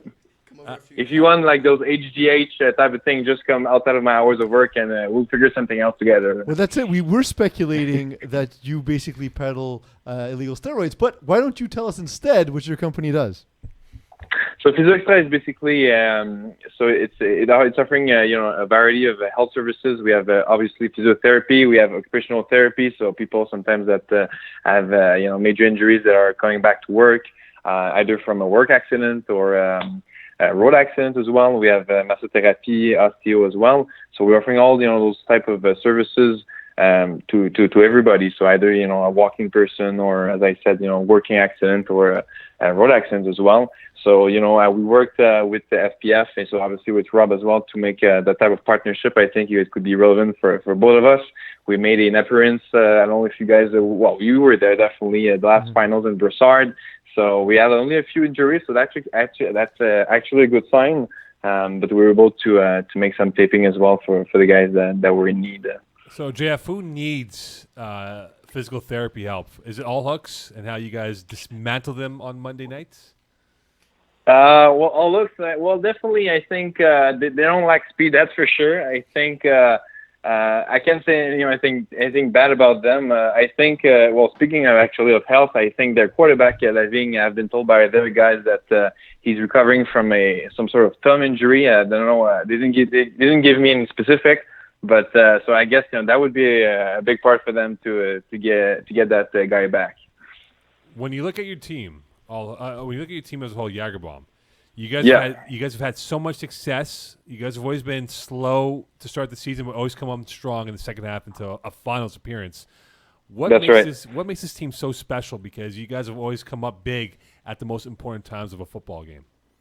I mean, it has to be chemistry. I know it sounds cliche, but I think we've well, we've been in the league for 2013. We've been with Simon Duchesne, as Peeze used to call him formerly. So we didn't forget that one. That was 6 years ago. My first ever podcast. Yeah, well, you don't forget those type of things. So Simon Duchesne is actually, parentheses, he's actually in Dallas, Texas for his work. So that's why we have Ryan Carouf helping us together. But, usually, with Simon the quarterback, we had a team chemistry. We know each other. We never had like a Division One, type of speed player, but we were able to complement each other. And I guess in those type of situations, in high pressure games like in the playoffs, I think we were able to manage to get on top of them. I still remember doing the road trip to, at the time it was Saint-Jean-Vianney, because the Hebert Dome had collapsed. It was me and Peeze, and we're there for like media appearance and everything. And we're watching your game, and right beforehand, you're like, oh, we don't have mouth guards. Do we need mouth guards? And the whole thing. And we're watching this, and we're like, wow, for game one, these guys have a crazy good defense. And then your offense was all firing on all cylinders. So it leaves memories that last forever, including Peeze's mispronunciation of every player. Well, so first thing is Definitely. Right now, Simon Duchesne, because that's his name, is in Dallas. What do you think the entire population of Dallas is calling him right now? I'm pretty sure there's more people calling him Duchesne than calling him Duchesne. I would have to get on him with that. I'm not sure what they're calling him over there, but maybe Dak Duchesne, I don't know. But we'll see. Bro, Space Apes, how are you guys in Division 6? I saw this roster, and I was like, the hell is this? Well, we're 1-1, so we're a fair team. We're not Division Dodgers. We had a good first game, but definitely in our second game that we lost by 2 points. So we had a terrible first half, that's for sure. But we're guys that used to play in the MFL, so that's another league. So those guys came in, so that's where we were able to manage to come in Div 6, and we're all sorting things together, both on defense and offense. So. Hopefully we'll be able to have a good rest of the season. So we're just here to have fun. But definitely, with Terry and I, having some FPF experience, I guess it will give us an edge further down the season. Oh, Eagle, before you ask your question, JF's about to hit a milestone this weekend if he does it. 500 catches in his career. All right, yeah. So we're celebrating it before it happened. All right, 500 catches. That means he's still 100 or so catches behind Peeze. Just saying. Oh, okay. I'll get there, Peeze. Yeah, I know that. I see you. It's not that hard. So the other thing, you're also playing in Division 5. Lambert Harvey's your quarterback for K Squad. You guys lost to Bruins this week. What's that experience been like? Definitely. That actually, fun fact: the K Squad is actually all a group of coaches that they're all coached from the Cadec of Mont Saint Louis, which is a high school. I'm the physio, so we're just used to hang out together. So we made that team. Most of the players don't have flag experience, so that's why we're struggling a bit early in the season, but we'll get there. But playing the Bruins, I mean, I'm pretty sure the squad: Louis Bégin, Wiseman, Zach Zwern. They're all guys that have a big FPF experience. So. It was definitely an edge for them, and the guy that actually showed up pretty hard was Alexandre Saint-Arnaud, I think. So he had a good game on us and way too many catches. So he was a surprise for us. JF, you started your FPF career back in winter 2013, kind of lower divisions, worked your way up. So Jaeger Bombs now in Division 3, and like we just talked about, you're playing 5A and 6 as well. What have you seen in terms of the change in just the competitiveness as you've kind of gone up the divisions? And now that you're kind of returning back to your, quote, roots, do you see, an even stronger Div 5, Div 6 than when you first started? Or what's the experience been like?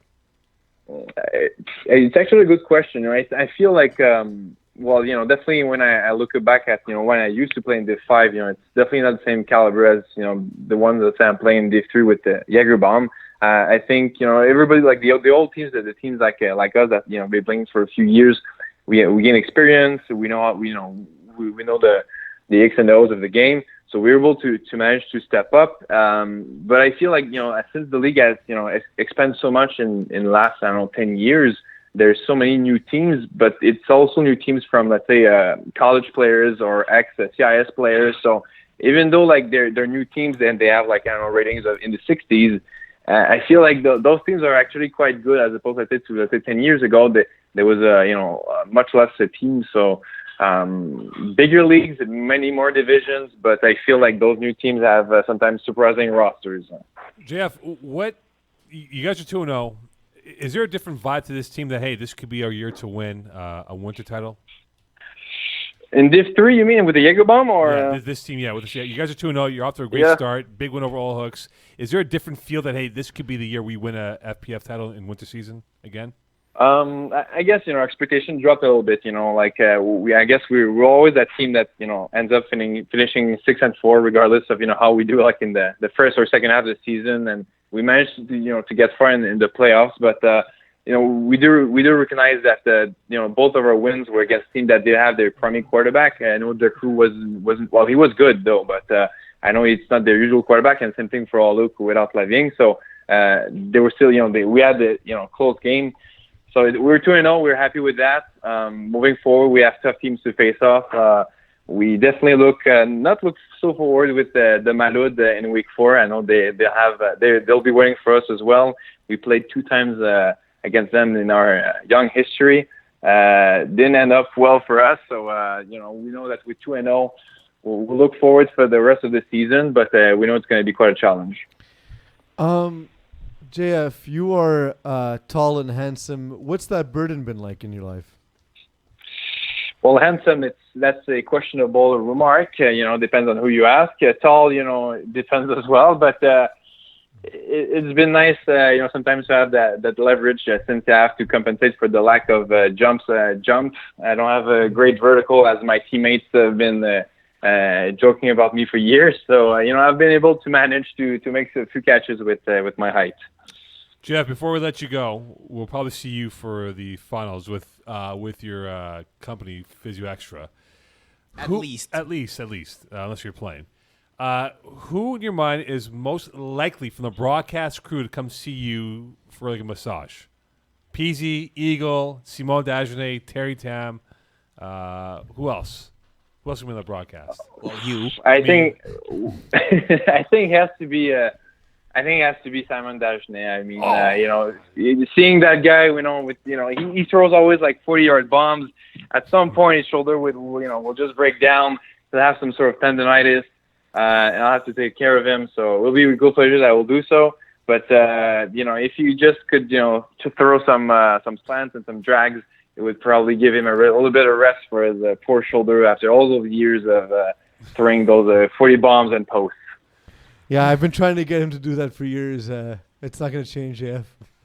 Yeah, you as a snapper. I don't understand why he didn't, use you like 10 targets a game and such. Because that's not Simon's system. That's why I left. We couldn't come to a contract negotiation and got me more targets. Jeff, again, please tell us about Physio Extra. How can they get in contact with you?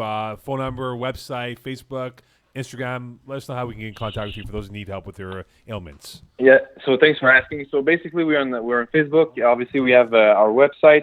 So Physio Extra actually has about 24 clinics in the whole province, mostly in the Montreal area. We have the one in Longueuil as well, but mostly it's on the North Shore and in Montreal. You can look, the one that's closest to you. And may I remember to all the FPF players and obviously the staff members as well that if you do call for an appointment, regardless of the specialty that you're looking for, either physio or massotherapy, since we have the partnership, you have a FPF discount. So please do mention that, as we definitely wanted to give that advantage to all the FPF members. I work personally at the Cartier Clinic, which I direct as well. So it's next to Sacré-Cœur Hospital as well. So I'll be there, but otherwise everywhere in the réseau of Physio Extra, we'll be gladly waiting for you. Well, obviously not to hope that you injure yourself, but if you do, we'll be there to take care of you and get you back on the field as fast as possible. Jeff Daloze, good luck this weekend. You guys have the commission in Bay Durfee, lovely West Island, next Thursday. And we'll see you for the finals one way or another, whether you're playing or you're massaging Peasy's shoulder. Tough Lungs in 5A and Chambeau in Division 6. Oh, there you go. So you have a plethora of games to come up. Jeff, have a great weekend. Stay warm, and we'll speak soon, pal. Thank you, all of you guys. Thank you. Jeff Daloze. He really thinks Simon Dagenet is going to be the one that comes to mind. I was gonna go Terry Tam just because. Terry will take full advantage of free massages. Well, I mean, it's just where I go to get massages, the ending is somewhat different, and I think GF would be comfortable with. Yeah, exactly. All right, let's go into 4 and 4A. Thanks to GF Daloze. 4A, Peezler, games that caught your attention from week 2 of 4A. I don't know if Peeze has this thing up and ready, but I assume he does. You assumed wrong, my friend. I assume wrong. You indeed. assumed so We're wrong. gonna talk about Outlaws Super Saiyans. Outlaws won 32-24. Well, I had So a game- there's a rivalry budding between those two teams, which is awesome. Super Saiyans can't get over this hump when it comes to Outlaws. Because they wear orange? Both of them? I don't know. I don't know what it is. Like they're two really good rosters, right? So like it's not hard to believe. You know, and you know, Outlaws have the defected GM Calethris, who's not there for that game. Congratulations, GM. Well, I was gonna say, do we announce? I called them up to send my congrats. I understand. I'm saying, do we announce it on air? Congratulations, GM, We'll leave it at that. on the birth of your daughter. Congratulations from all of us at Calling the Audible. Okay, that was really awkward. Yes, that was All right. awkward because we didn't clear it ahead of time. That's I was waiting for a thumbs up from Eagle. Eagle's playing fucking Pokemon. Pokemon. He's going to go chase some Pokemon outside on Lingerie Boulevard right now as we speak. We're nowhere near Lingerie That's Boulevard. why But I'm what's saying you can go interesting- chase them on Lingerie Which is Boulevard. interesting, though, is Stephen Harpersad threw 2 picks. Jordan Lard didn't turn the ball over, and yet still Outlaws came out with the I think win. the second one possession loss for Super Saiyans this year. But I feel like Jordan Lard, who's improved as a quarterback, I think he's gotten better year by year. Yeah, absolutely. This Peagle, can you just pop up his profile for us, please, if you don't mind? I just wanted to just verify one thing on his profile. Allard? Yeah, Jordan Lard, please. I feel like he just needs that signature victory, like that win that's going to say he's won 3 titles in his career, but as a quarterback, we talk about I think it was Well, again, the one season that looked all set Two up for Super Saiyans, he was 2018. not there when they lost the game. yeah, but they were so arrogant about saying, "Hey, we'll see you guys in the finals," and they got crushed by BD Bandits, I believe. I mean, but like, do you expect team? No, it wasn't. It was the process. They lost the process. The process, yes, I beg your pardon. The process. And that was a close game, by But the did way. it was a fun game too. But correct me if I'm wrong, Eagle might have to look it up here. Did they notice the BD Bandits at some point in the playoffs, whether it was last year or 2 years ago? I think they did. Yeah. I don't think so because BD Bandits are always a division higher, and I believe Jordan Allard's been on those teams. Check it out for us, Eagle, please, if you don't mind. Thank No. you. All right, thank you, Eagle. He has not been on the BD Dynasty, by the way. He's been on Backyard Bullies. Backyard Bullies. Oh, it's Backyard Bulls, so that was the team. Okay, but yeah, back to the Saiyans here. You might have lost to BD Bandits then. I'm not sure. Perhaps. I just think he needs that signature victory to say that I think will ease the pressure of these big game moments here because you're right, though. Outlaws have had their number in the most recent time that they played against each other. And I can only imagine Kevin Cousset to celebrate this like he won the Stanley Cup down the 40 West. Buys himself a fresh Negdana. Or bake some cookies. Tell you that much. Other games that caught the attention for me as Eagle is dropping his Breaking phone. everything. The game that I saw was Dreambreakers beating up on the Prince de Rivestad. This was not a game that was close enough. I was really impressed by Dreambreakers. This is a team that's been average, if not below average at times here, but they weren't that in the case. Sebastian Della had a really good game. He threw one red zone INT that could have gone for a 7th touchdown pass. Jasmine Prince, a really good game. 8 for 113, 4 TDs. And he was definitely a force in defense. Mav had an okay game, but he just never got going.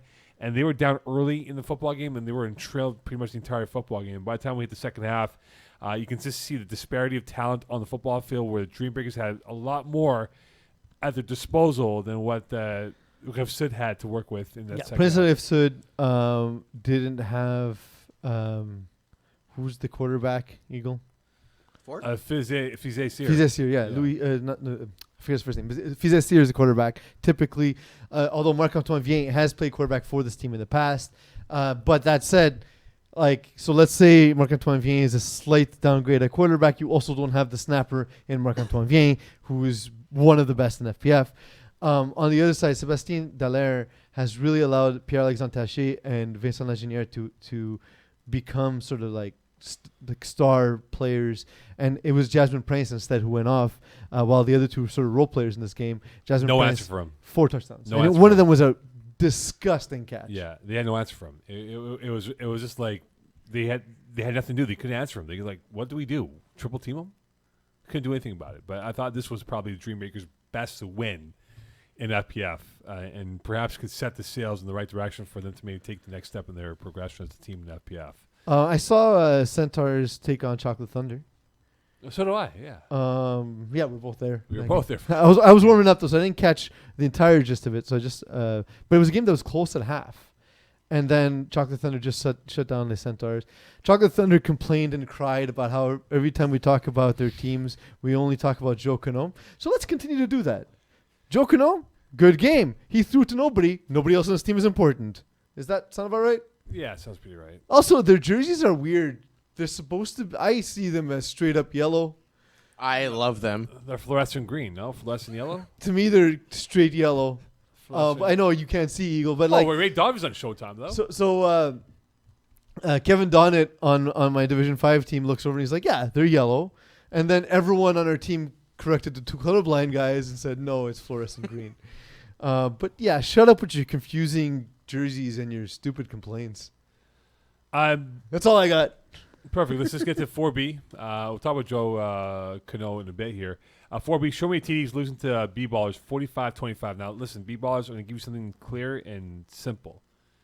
Get yourself a uniform with numbers on the back of it. Otherwise, your guys who had big games would not lose your stats. And that was the case. And I was a bit surprised by Show Me TDs. They Well, but wait, Mike Adana and Anthony Adana were not there either. So Kevin Lubin played quarterback, which is good. Kevin Lubin's a good quarterback, but again, it's that you don't have your starting quarterback, and you don't have Kevin Lubin as a receiver, and you lose Anthony Adana on both sides of the ball. Well, TJ Cottrell, whose father's former NFL defensive coordinator, Ted Cottrell, was he's big. Mm-hmm. He's a big boy. He's gonna figure it out once Mike gets back into the lineup with them. I think they'll use him better than what Kevin Lubin used them. But Mo, are you saying that the B-Ballers team should not have stats displayed here? Well, no, the top guy had, I think, like 3 touchdowns or 2 touchdowns, whatever it is. Yeah, I can see them. That's why I'm saying, should they not? Should we be hiding it? I can go change it. Yeah, hold on. Who changed it? I had it. I hit his stats. Number 10. Stats. Carlo. It wouldn't be him. I like doing I'll that. Look at it afterwards with you, Eagle, and get this corrected, because there's 2 guys that had no numbers that shouldn't have been given stats, but for whatever reason they were given stats. So B-Ballers, they go with the explosive play, which works out well for them. And I just didn't think that the Show Me TDs had the horsepower to keep up with them with foot speed. But they didn't. They were missing, like, so, and especially Anthony Adana. You're saying how they're missing speed. He gives them size and speed on both sides of the ball, and yeah, if he's not going to be there, Gianni Casati has one less thing to worry about. Throw 6 touchdowns. Gianni Casati has been a phenom ever since he's joined FPF. When we saw them in Division 6 using rolling snaps and him just rifling the ball wherever he wanted, and then finding out about his pedigree, we're like, well, maybe you shouldn't have been in 6D. Cowards. Okay, Marc-Andre Charles shouldn't be getting stats because he had no number. That's one Eagle. And the second guy is Jeremy. We can handle that off air, though. I know. I just wanted to throw them under the bus right now. Yeah, but now we're just wasting time on guys who don't deserve. Get jerseys. Get jerseys, my friend. All right, here we go. Sportira. Sportira, official sponsor of FPF. All right, 4A, 4B. We'll quickly go through this. We don't have much time left here. Joe Kano, rising star at the quarterback position. Yeah, let's continue talking about that one guy. Let's continue talking about that one guy here. Is it him or is it Nicky Paps that makes him a Well, it has to quarterback? be him because nobody else is on that team. We only talked about one player, Joe Kano. Look, Joe Kano, the thing about him that is best is his ability to play when he's got a lead, when things are going well. He's very difficult to beat. But if you can get to him early, it tends to fall apart. So let me give you a stat about Joe Kano's win-loss record. 121-47. Okay. What's the percentage of that, Eagle? Can you do the mathematics on that? 121-47. Percentage. Yeah, his win percentage. The winning percentage. Winning percentage. 75%. Can you do that? on the calculator, please? I want to have that posted up on the computer, please. I like making things difficult for you, Eagle. 121 and 47. What is that number? 121 And 47. and then 47. 72%. 72%. You're off by 3%. Shocker. You're off by 3. You didn't even come up with a number. I didn't come up with a number because I was waiting for you to be embarrassed because Peeze was ready. I right on the ballparked it ball. at about 160, listen, I Go 170. ballpark it, man. I did that Give me the math exact in my numbers. mind like a genius. Bam, like that. You Eagle, the Bam. supposed math Where's nerd. your mind? Yeah. Huh? Pokemon. Man. Let's go find Pokemon. Down the street. See, what Mo doesn't realize is that I have full control over the soundboard. Yep. That's fine. Well, we have full control over the show, which we can walk down with you by yourself in the perch. It's true. And leave the garage door open. I don't know whose side I'm on. Which side gets me paid more? Is it Mo getting fired or me going home? Definitely Mo getting fired. All right, sorry, Mo.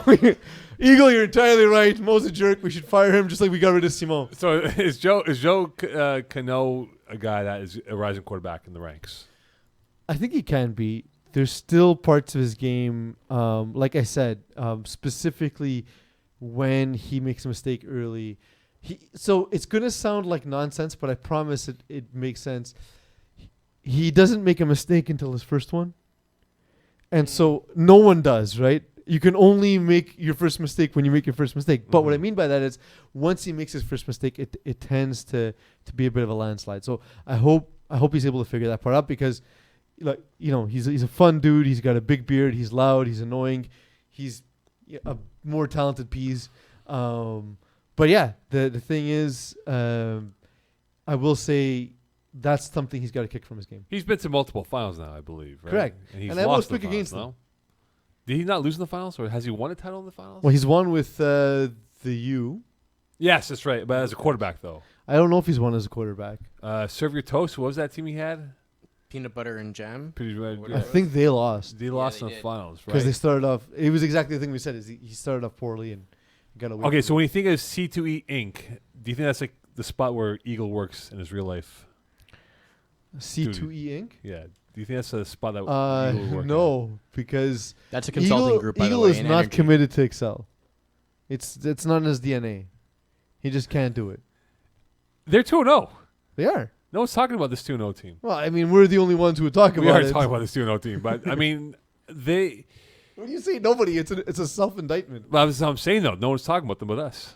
All right. Well, that's We're the always voices true. of the people here. That's always true. Yeah, we are the voices of the people. I look at the cartoon character Mike Roy, and I feel like he's got steam coming out of his ears if nothing goes his way, and then when things go his way, he's got this machismo swagger about him. Just a different colors team. Yes. Are they like? I feel like they're gonna have like some sort of like dip in their performance. Like it's about to happen where they're gonna go on a 3-game losing streak, and now Mike's gonna use this as motivation and say, "Guys, we're committed to excellence." Or excel, whatever the bleep they use as a terminology, a slogan here. Well, his company is committed to Excel. That's what the company is. So I imagine the reference is. Look, the thing is, for this division, he has a lot of talent. Sean Haney, Marvin Steinberg, Hinsley Adams, Andrew Grant, Vadim Cherniak. Like that's a lot of star power. It's the best constructed roster I think we've seen Mike Roy play with for the division he's playing in. Would you disagree? I think it is, but the one that anchors it down is Mike Roy. Mm-hmm. I think he gets in his head too much. Because in the FPF Cup, Mm-hmm.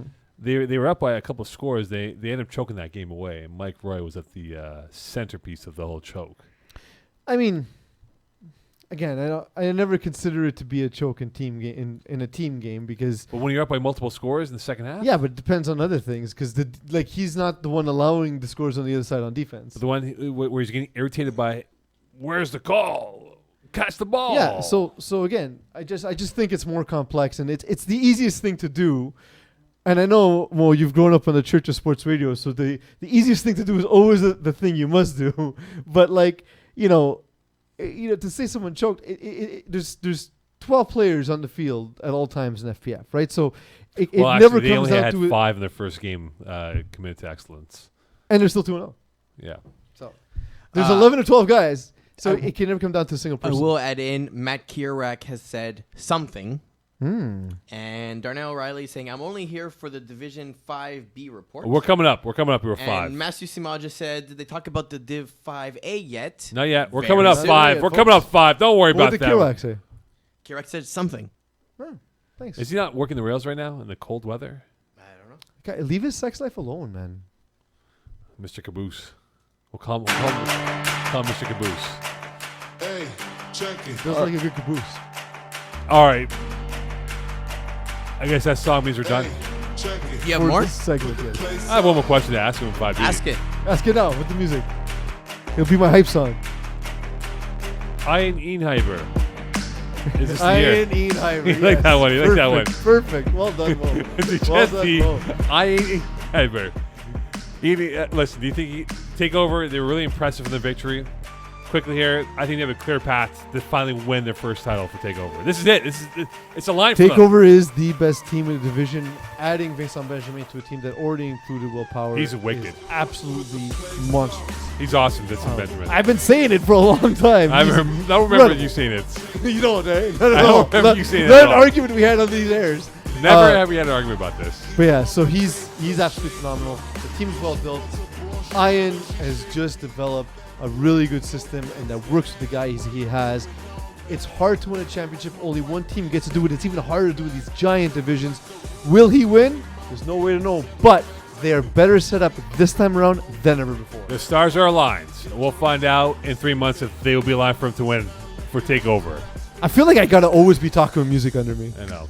All right, coming up next, we got what, Eagle? 5A. Division 5A, 5B, 5B, co-ed, 1 and 2, we and a have no idea preview about. of women's. Women's flag football, which begins this week. Correct. Stay tuned here on Calling the Audible. Hour 3 coming up.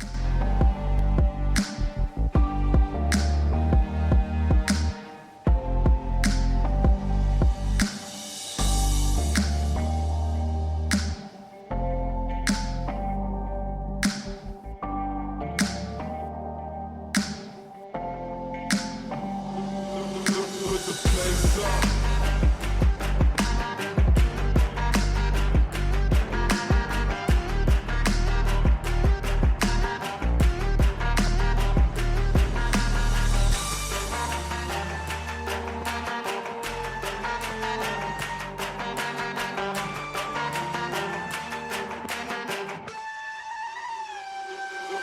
Put the place up.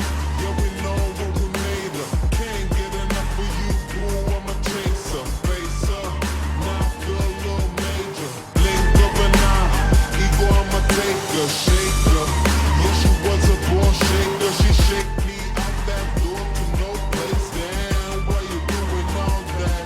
Thought you was my wife, but you stabbed me in the back. Sounding like a rose when we came out there. We settled facts like Da Vinci. I'm breaking codes, I'm breaking backs. Come on, get your ass up if you're slipping. With another smile like it was the last Christmas. Hey.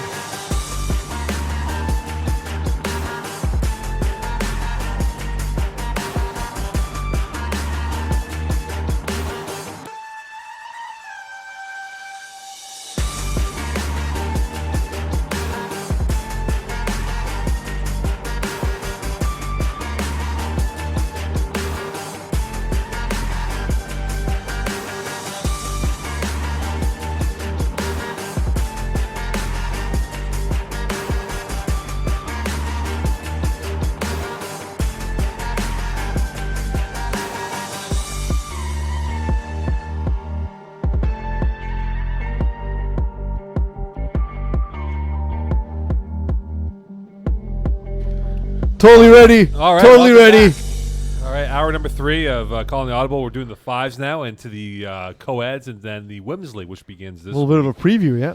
preview of the Women's League and co-ed. But we'll go with the 5s and 5A and 5B because there is a popular. We're popular with the 5s and 5Bs. I had no idea we are that popular. Prime time for the prime division. The Division 1 people will We're not going like Is to it Yes, even soon. still prime time? It is 9:30 yes, is fine. 9 o'clock is still prime time. We're prime time right now in Calgary, Alberta, Utah, Arizona. That's prime time. Arizona doesn't have daylight saving, so Isn't that 2 hours behind now, or is it 3 hours behind now? I'm never sure. Check it out first, please, Eagle. Vegas too, I think, is the same predicament, right? They're either Nope. 2 or Nope, 3. Nevada has daylight. Has it? All right. I think Arizona's now 2 hours behind us. I believe that's what the case is. It is currently they're in Mountain with no daylight saving, so it's 7:30. 9:38, 2 hours. Yeah. Yep. But then in the summer, it goes to 3. Yep, that's correct. Right. Okay. All right. Peeze, Moe Khan here, along with Eagle. Hour number 3, 5A, 5B. Let's dive into it. To get going here for 5A and 5B, what caught your attention, Peeze? Well, looking at 5A this week, we already talked about the K-Squad Bruins game, so we'll leave that alone. I have a beef with the Bruins, by the way. We'll Another talk about game that was the attention was drawn to was Ducks and Cover versus Fighting Tigers. This is one where everyone thought Ducks and Cover would absolutely roll Fighting Tigers, but instead, Fighting Tigers actually fought through it and ended with a tie. They had a first half deficit. Seth Galina and his boys able to bring this game back. There's no doubting talent on this team. That said, I just thought the team was just a little bit more well-rounded, and Seth Galina's propensity to make mistakes might hurt them more than Matt Damo's ability to avoid mistakes.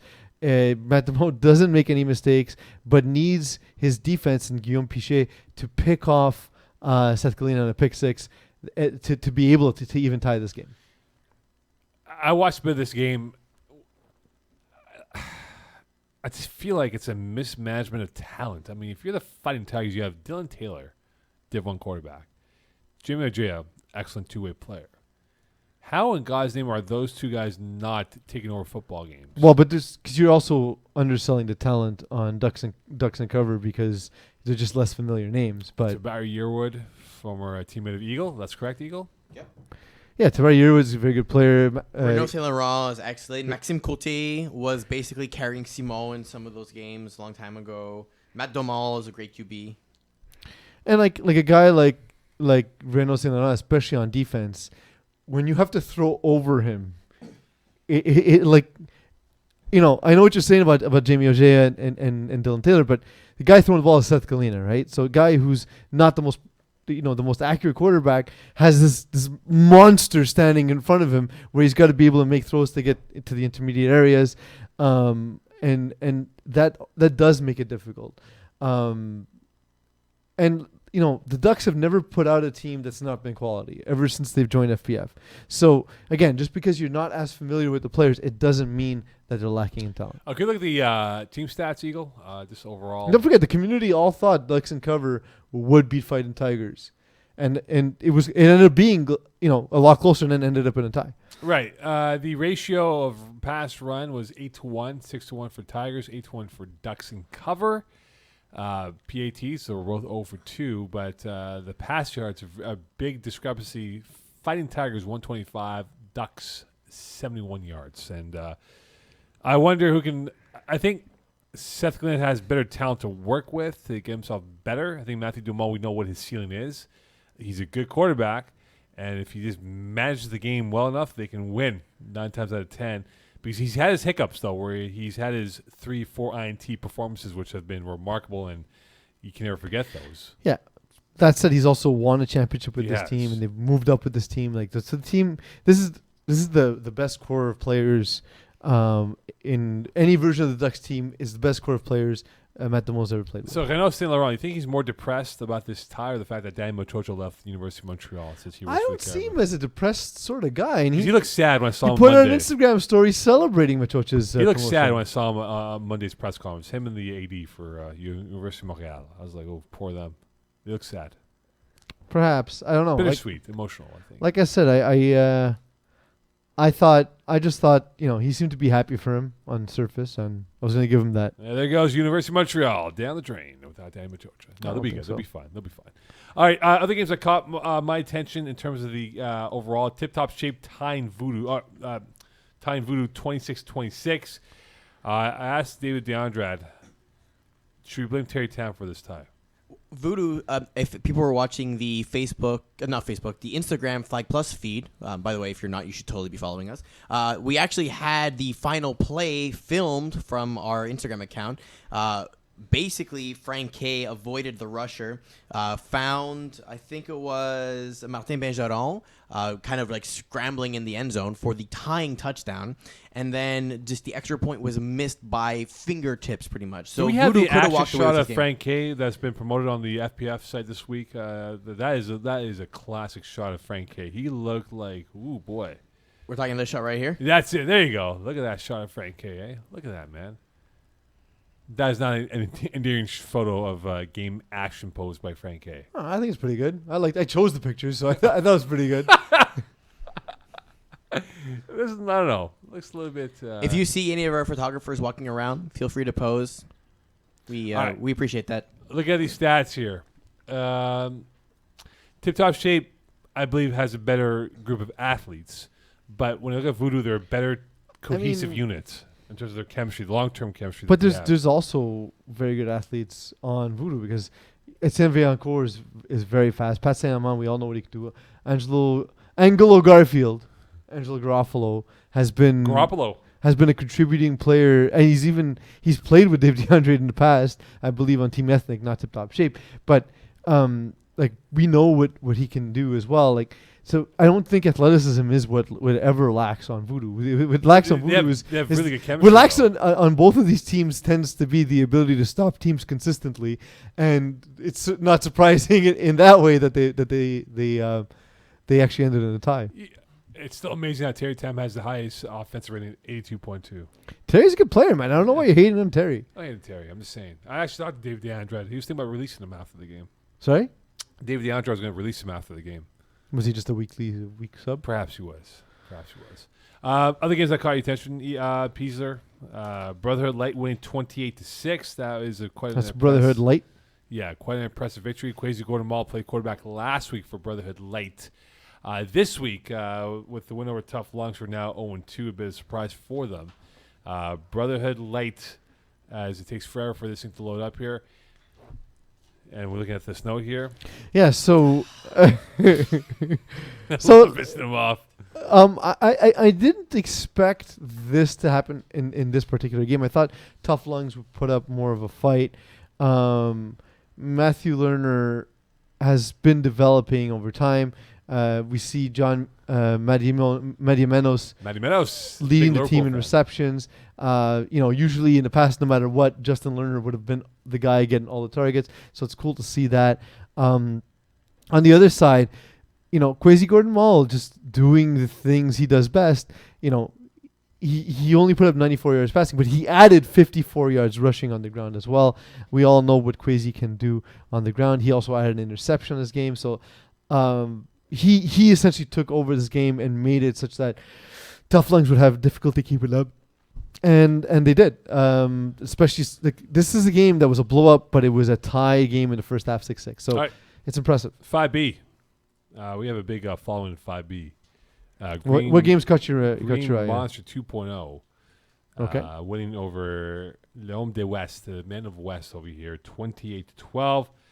Our boy Patrick Jason, 12 of 20 for 138, 3 TDs, 1 INT. Jazon did very well for himself overall. A good win for Green Monster 2.0. They have a very loaded team, and of course, one guy we must mention that Eagle really wants us to mention because he wrote on the piece of paper over here, right there. You can't trust him with production notes. Darnell, Nope, not at all. Cavis Riley. You got a touchdown in this game. Got a touchdown. Simo, I always wondered And why you're interception. no longer a voice on the radio, but now I know. I still am a voice on the radio. That's the whole point of it, is to create chaos, show the behind the scenes of your. All right, we need to add this here. I'm sure TSN and co really appreciate that. Oh, they do. They definitely I like do. chaos. Yeah. They Because are- radio is such a thriving industry right now. So the last thing you want to do is make it look like as a professional endeavor. But maybe what's been missing all these years is chaos. Chaos is what makes it great. Oh, yeah. So Les Hommes de l'Ouest struggled. They really couldn't get the ball moving. Antoine Côté did okay in terms of efficiency. He completed a lot of his passes, but it's problematic when, you threw the ball 18 times, got sacked twice. So let's say that's 20 dropbacks, and you ran another 6 times. At some point, you need to be able to sustain a passing attack. We talked about Kwesi Gordon-Mall previously and his ability to add to what he does on with his feet. But what you look here is you see Antoine Cote having 31 more total yards on the ground than in the air. That usually doesn't work in FPF based on how the rules are set up. So he needs to add a little bit more to his game, I think, before he can be truly competitive. Now, I want to get this clarified for team stats here, Eagle. You have average plays per touchdown. Now, what does that mean exactly? Is that 14 plays per drive to get a touchdown? Well, scoring drive. Per scoring drive.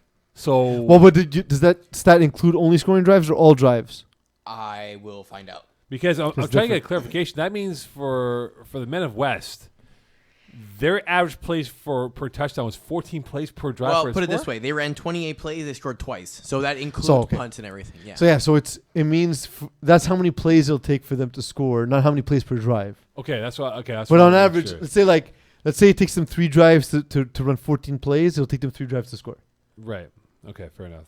Then I mean, that's big. So what they need to do is either score on less plays or make sure every drive is 14 plays. And that means you lower the score. Well, if you run plays fast, like no huddle or something, you can probably get it done. Well, the thing is, they ran 91 yards, which could be beneficial, but in the case that Totally weren't listening. I just covered I know. that. 2-to-1. You totally weren't listening to me, Mo. I caught you. There you go. What else? What else caught your eye, Mo? What else? How about that? Go back to the schedule that we have as I go back a couple of clicks here because my computer takes forever to load up. Eagle, as we You're not the only one. Yes, thank you very much. A game that really caught my attention, and we'll give them props because I know he mentioned to us before, the U over the Longhorns, 38-20. I know the U have been flying high. The Longhorns have been going in a different direction. It seems like they've been going down division by division every couple of years here. But when we look at the U's victory over the Longhorns, and this was a big score by 18 points, it was. This is 5A, by the way. No, it's not 5B.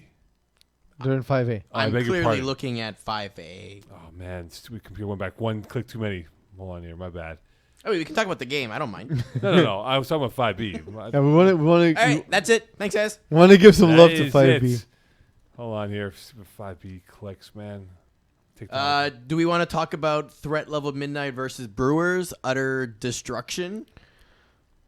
I think we talked about it last week. I mean, was someone like well, what's gonna happen? it's what you expect, though, Eagle. It's a seasoned team, and a team that's done well in Division 6 previously, moves up and is instantly competitive. And Brewers is a team that kind of struggled in Division 6. They move up, and now they're struggling, which is not entirely surprising. They're going to take their lumps before they get better. Well, the game that I want to talk about, though, is the probably the best uniforms because I had the T-shirt of that uniform, but in the professional sense, though. Hot Sauce Sports. Hey-o. Mean It is Girls. best uniform. It's so sexy. It is very cool. Eagle, do you mind pulling up the Miami Vice, Miami Heat uniforms, please? But look how amazing they look. Yes, but can you pull it up online so people can see what we're talking about? So we can give them a tease of what Peeze's uniforms look like, please. I can Why also would send I- you a picture. Yeah, exactly. I'm just gonna get the real ones. Just post up the Google search of Miami Heat, Miami Vice No. uniforms. I'm just gonna get the real one. Okay, fair enough then. All right, big win for Eagle. Big win for the It Peeze wasn't a team. big win for Eagle. He's not. I on the wasn't team. on that team. I know, He's but playing against that team this week. but Do we have any advice for Mean Girls? yeah, no, 'Cause, I oof. do. I think So what's cool about this game was we knew by midway through our second drive we were going to win the game. We just were far more experienced in FPF. They have some learning to do. good enthusiasm they have though. Well, that's it. And we spoke to them after the game, talking to them about a few. So one of the things they were doing is they were calling out the coverage out loud before the play. Yeah. So I knew the coverage. I felt like the Houston Astros. Who's beating the drum? I was able, I was able to know what the coverage was on every play. On top of that, one thing, we were running a lot of crossing routes just because, again, it was easy, it was open, and I didn't want to run up the score too bad, so I just tried to keep the ball short and keep the ball moving. And Because if you didn't want to run up the score, you'd be doing something entirely different against them, right?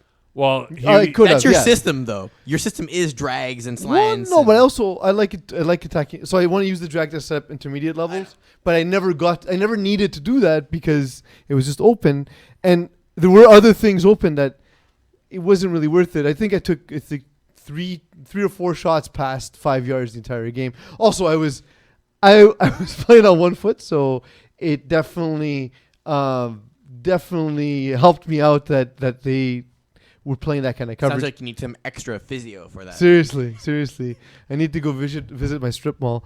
But honestly, like I was really impressed by their enthusiasm and their willingness to learn. I like Stephen Lombardi. He's a good guy. We spent a lot of time talking today about how to improve. I won't cover Hot Sauce Sports because I am on Hot Sauce Sports, so I'll let you do the coverage there. I'll only do it if Eagle puts up the Miami Heat uniform. I sent it to him. It's right there. Thank you. All right, there you go. All right, nice, very nice. Okay, now let's talk about the Hot Sauce Sports. I like that they gave us a tramp stamp. It did. Yeah, it's true. Wait. Oh, is that the alternate uniform there? There you go. That's nice. Yeah, it's themed after the Miami Vice, the Miami Heat Vice City uniforms, edition the city uniform, uniforms. yeah. Okay, so first off, I think for Mean Girls, Also, you can find Hot Sauce Sports on Yeah, iTunes. remember if you haven't yet, remember to like, watch, and subscribe to Hot Sauce Sports. you've been featuring listening to Hot Sauce Sports, featuring myself, Terry Tam, and Eagle By the way, Control. Duke looked like he had that Bob McCown thing going on with the sunglasses. I don't know. He's so self-conscious about being on camera. It's so weird. It was He's like- been on podcasts before and never weirded out like that. I was don't like, know. man, he looked like he was just, Anyway, so Mean Girls, good enthusiasm. As Peeze made the point before about, hey, don't reveal your coverages that you're going to run. Love their jerseys too. Yeah, it's pretty cool. Yeah, they wear like a pretty sick uniform. Terry Tam was pretty impressed. I think what they got to do is they just got to mix it up a little bit more, understand their depths, their concepts of what's being thrown. Like you ran crossers pretty much a good chunk of the time here. But the thing is, though, Peeze, I think with experience, they'll figure it out. But this is a team that might need at least 2 more seasons before they really get a firm. It'll take They some got time. Brewers in week 3, Lockdown week 4, and Whack Attack week 5. None of those teams are necessarily super strong. but No, but there's more experience on Brewers though. and lockdown. Like right? Brewers in lockdown could very well. Like, look, I think they'll probably win those games. The question is for Mean Girls is that are they going to make it competitive? The first game they lose by 32, second game they lose by a shutout. Can they make it competitive where they lose, say, maybe by a score, as opposed to losing by 4 scores?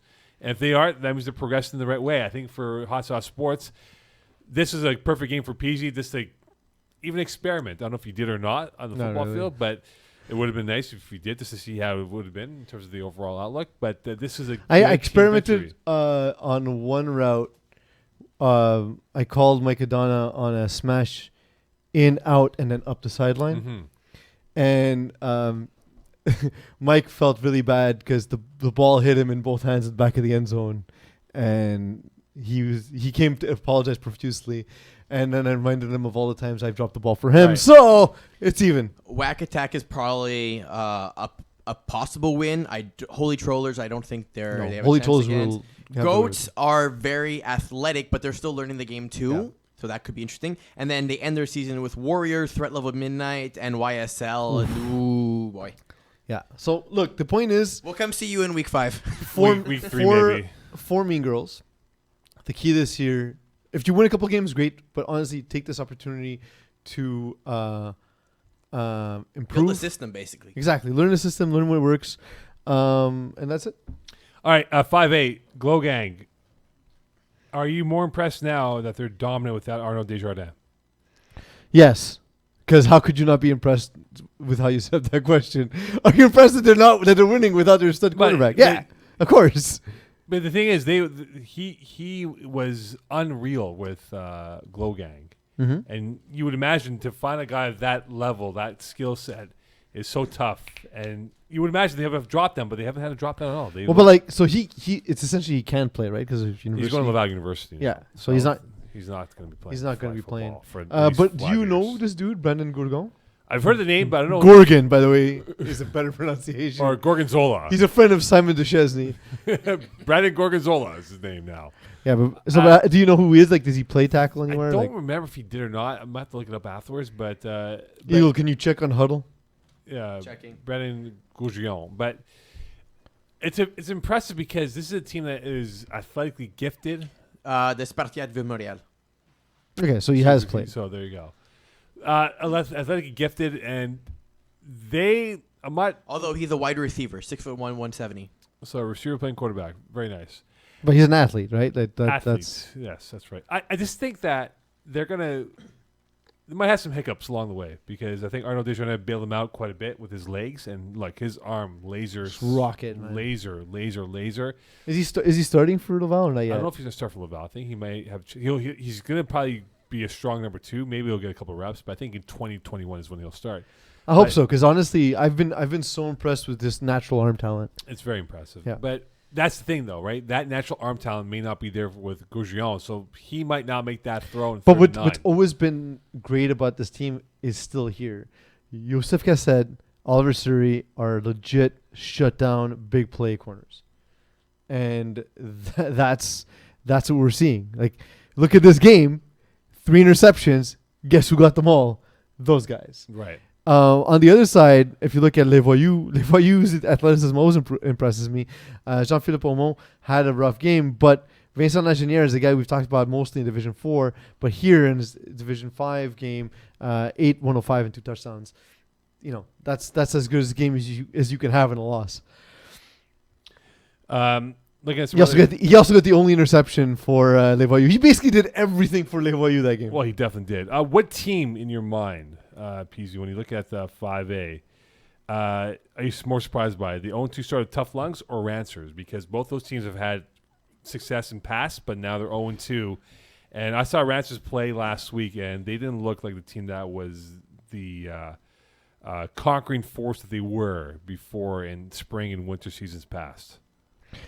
So when it comes to Rancers, that start legitimately surprised me. I thought they'd be good off the bat. Who was the other team? As I'm struggling. Tough with my Lungs. tablet. Tough Lungs to me is more understandable to be having these kinds of issues because I've always seen them as a team that's sort of matchup dependent.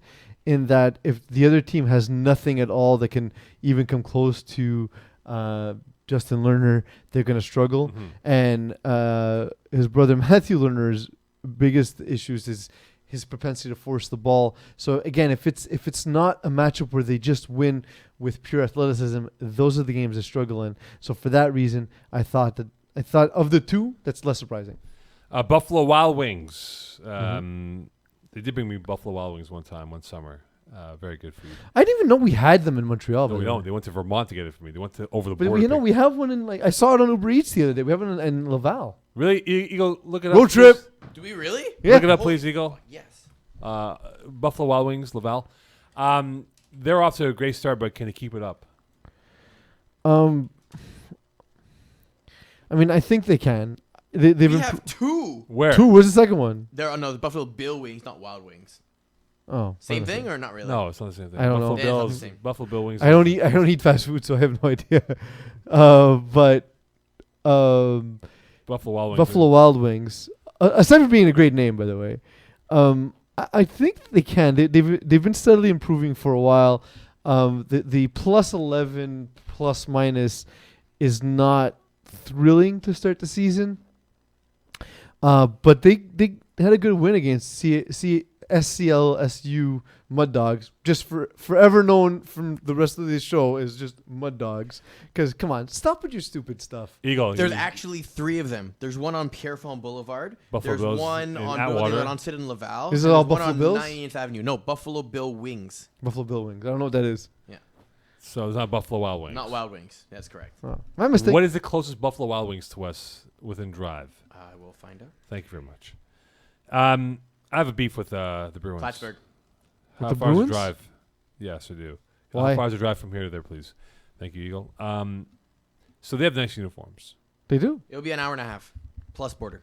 Lacol, or we're going through a different border? Is this like another scorekeeping beef? No. Because that's never No. interesting. I just think they have nice uniforms, and they went yellow on yellow with yellow belts. Okay, so I have a question. Because I know where you're going. You're going to ask about the flags, right? Yeah, is there not a league rule about that? You can go color on color?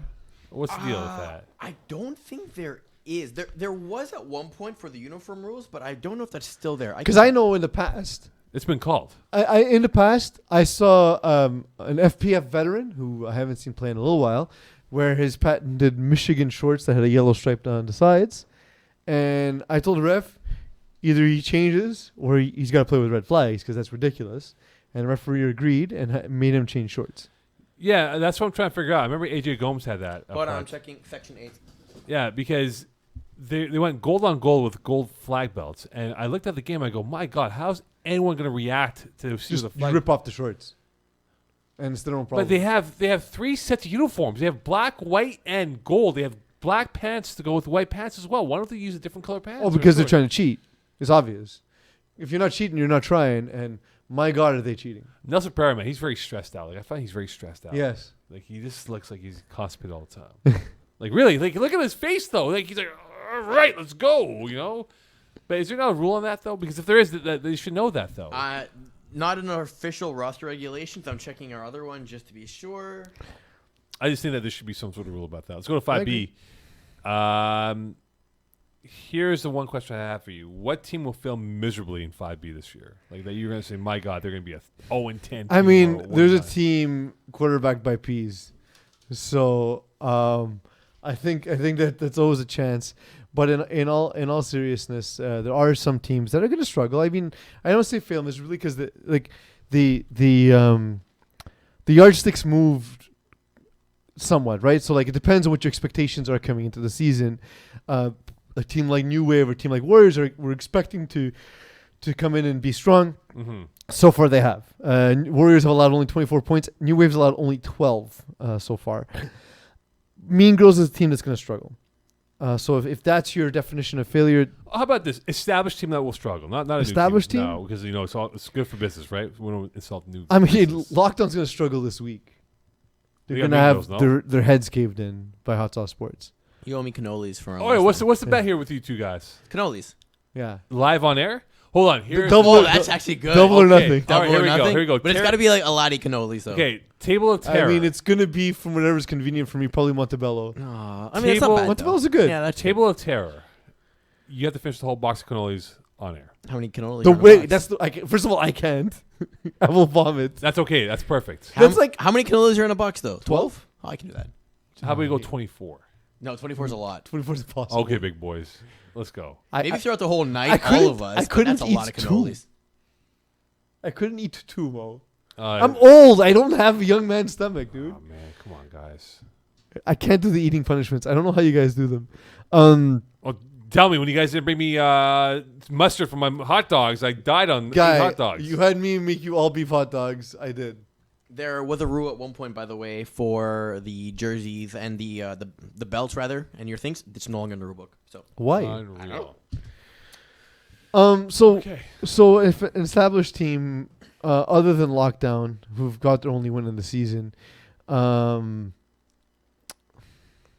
I guess the only other one I can really think of is going to be Brewers, because coming up a division, they're kind of nice pushed into guys, it because though. their cap hit moved up. But they're nice guys, though. They are nice guys, but I think this is good. They're a little bit out of their depth, I believe. Other than that, is there anyone else? Man, Clinker's got to turn it around. I don't even By the way, they understand. are terrible, man. Whoa. I don't get it. Man, it's like they have like a disjointed like chemistry going on right now with the Clinkers. But I don't understand it. Like the roster seems like to be good. Like Tony Curry's an experienced snapper. Eric Contain is fantastic defender. They got speed. Marc-Andre Desaulniers has been an all-star quarterback before. I don't understand Who voted him in the All-Star game, by the way? His stats? He had a great season. What's his stats career-wise, please, Eagle? Post it up for us, please, if you don't mind. Marc-Andre Desaulniers, who ruined a really nice picture of us at your wedding. It needs to be his profile pic for the league. Like, we had a nice picture of President Campana, Brent Bach, and Stefano Berardi and I. In spring 2018, He had some really good numbers. 40 he threw 42 touchdowns, 12 interceptions. and then, spring 19, he threw 40, no? What do you see? Well, 42? he's thrown 40. he's thrown 43 times in 1, 2, What's 3, his career passing stats? Oh, look at that. in six seasons. He's thrown. That's Sorry. such a really, Peeze, that's a really good photo of us, and he wrote it. Like, it's a really good photo, man. It otherwise was a very good photo. Of his 5 completed seasons at quarterback, he's thrown 40 touchdowns 3 times. That's pretty impressive. He's got a 3-to-1 touchdown interception ratio, 61% completion percentage. Like he's been good. He's been good, Mo. Mo Andre Desaulniers. That's a perfect cutout too. Well done, Eagle. Thank you. Well done, Eagle. It looked like it was his head on you wearing a cape. No, it wasn't though. It did look like a cape. A little bit of a cape. Oh man. Maybe he's Batman. Warriors. I think they have the right formula now. I think they do. I think they've tempered their emotional levels. I noticed that I played against them in fall, and to be honest, like I've even as an employee of FPF, when I had to be confrontational with them, in the end, they were sort of understanding. They were guys I could speak to off the field who kind of got the bigger picture. It's just their on the field antics was still questionable. So I was worried about playing them in fall. I was like, man, I don't want to deal with these headaches. But we had a great game. It was competitive. They lost the game and didn't even have a bad thing to say. They were really they just really seemed to enjoy the game while they were there. I like the team. I think it's solid as constituted. They've played Lockdown and Whack Attack. I'm curious to see how they do now facing, the next part of the schedule gets difficult for them as they face Holy Trollers, Get Southside the schedule up Feasters, there, and Eagle, if you don't Midnight. mind, please. What? The schedule for everyone to see. I know, but okay. You've seen it. I'm saying it. But you know. So Holy Trollers, Southside Speedsters, and Threat Level Midnight are the next 3 games. Those ones are going to be challenges. So I'm curious to see how they do. I wonder how Solomeni will do. Which one? The quarterback. Mike. Which one? Michael. Mike Solomeni. Michael Solomeni. Because he's had his. It's funny because Stefano Solomeni started a game. I see what you're saying. Yeah. Did he quarterback against you Yeah. guys? Okay. You guys couldn't beat a backup quarterback. We couldn't get back a quarterback. Jesus. Just one of those games. All right. I think that he can win a game on his arm, but then he just blows up, and that's where I just wonder now. You mentioned before, Peeze. Hopefully they matured because they've had some good teams, man. They've had some good teams, but they've always shot themselves in the foot in the playoffs and be one and done because they took a bad UR or OC, and it cost them, going to the playoffs. And I remember one year they were missing guys because the guys were on vacation, and that was a really loaded team of talent. But now I think that they have that under the radar, under the belly type of attitude that they can perhaps run the table and win this division. Yeah. So I think they're set up to do so. Again, I want to see how they handle some of their more difficult games, because they're also not putting up a ton of points. So that does worry me. And I think that I don't know some of the new guys. Last time I saw them play, so I might be wrong. Last time I saw them play, other than Stefano Solomeni, they seem to be missing really top end speed. So hopefully that's been addressed with some of the new guys on the team who I don't recognize because I haven't seen them play just yet. Ryan Snow of Broke Boys, 4 sacks this year. The boys do possess a balanced offense. I think they have like 6 guys with 1 touchdown or 5 guys with 1 touchdown or more. Could Snow be the guy that will bring the snowstorm during the So just season? all that for that joke. Huh? All that for that joke. I was put up for the last 2.5 hours for this one joke. I was like, why is he bringing up a guy with 4 sacks? Like, it's good, but it's not crazy. Like, it's not even games. It's not even on track to break the record. Well, no, but we've yet to have our first real snowstorm. Did we have an official snowstorm? We were supposed to, and it got downgraded. I know because I had to go to work. That's why I'm in a time. That's right. Anyway, could he be the difference maker for this team and for Broke Boys to perhaps go a little bit further than expected with a pretty good pass rusher on their fingertips? I've always been a fan of Broke Boys to begin with, so it wouldn't surprise me. And of course, having their athletes on defense, and now having a rusher who seems to be able to apply pressure, I think that adds dimension to them as well. By the way, using the term adds dimension is a great way to say nothing. Yeah, this is a fluff. It meant fluff nothing. term But now I got the page loaded.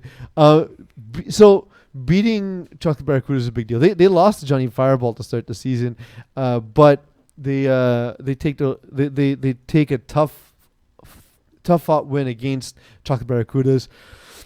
Cam Wilson just avoided making mistakes, and they forced 2 errors on Sonny Elias, probably feeling the pressure, getting sacked by Ryan Snow 2 times in this game. he forced some passes. We saw Matthew Campbell get away with one, and Tyson Otis Copeland got his hands on 4 passes, only able to intercept 1. But still, it just means the ball was in trouble too many times. I thought Sonny Elias had taken a step, but he really struggled in this game. All right, let's get down to the next divisions here. Eagle, what's up line for us now? Co-ed? Co-ed. Co-ed. All right, so we go into Co-ed 1. We have third down for what at 2-0, and we have a bunch of teams at 1-0, 1-0-1, or 1-1, and Michael Scott's Tot and 3 Hunas at 0-2. Early impressions here, Peeze. I've yet to see too many co-ed games on my fields in Brossard, if not in Lachine. But from your expectations so far, has this unfolded to what you thought it would be? I mean, to a degree. Third down for what we knew to be sort of a powerhouse. They're a constant. They're basically furniture at the finals at this point. Power Rangers took a loss to Midtown this week, which was a little bit of a shakeup. You expect Power Rangers, you expect third down for what to be up there at the end. Power Rangers being quarterbacked by Tam Vildeth, of course, but Midtown able to keep this to be a sort of, not a low scoring game, but not a absolute barn burner.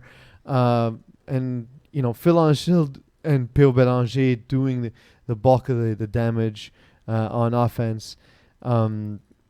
For Power Rangers, we saw Jasmine Farmer all over the field, as she tends to be as well. So they got kind of the production they were expecting from guys, people like Maxime Giroux had a big game. He got 3 of the touchdowns. We mentioned Jasmine Farmer as well, and Emile Pfeffer-Bado with the other touchdown and 6 catches in this game as well. So it's a game where it just seems as though Midtown got to play the kind of game they wanted to. And it came down to converts, which I'm sure if Power Rangers being able to play their game, Tam Vildeth is able to just stay one drive ahead the whole game, and it just didn't work out. This to look for the more into. I know we were on it before Speed Academy with their tie. This is a pretty athletic gifted team overall. I see some of the guys, Darryl Dorsley, who we know very well in this league, Emile Plant, but they could be one of those dark horse teams that can make. Move up the rankings here and perhaps alter the seasons, because all 8 teams do qualify for the playoffs. So it's not like top 6 and you get the top 2 bye here.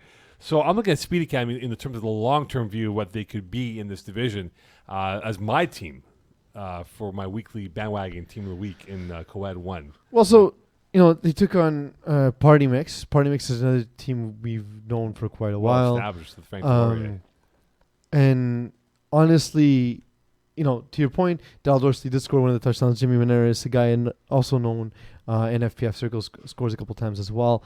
Perhaps. I just think it's a kind of game that Party Mix didn't expect Speed Academy to be able to keep up with them.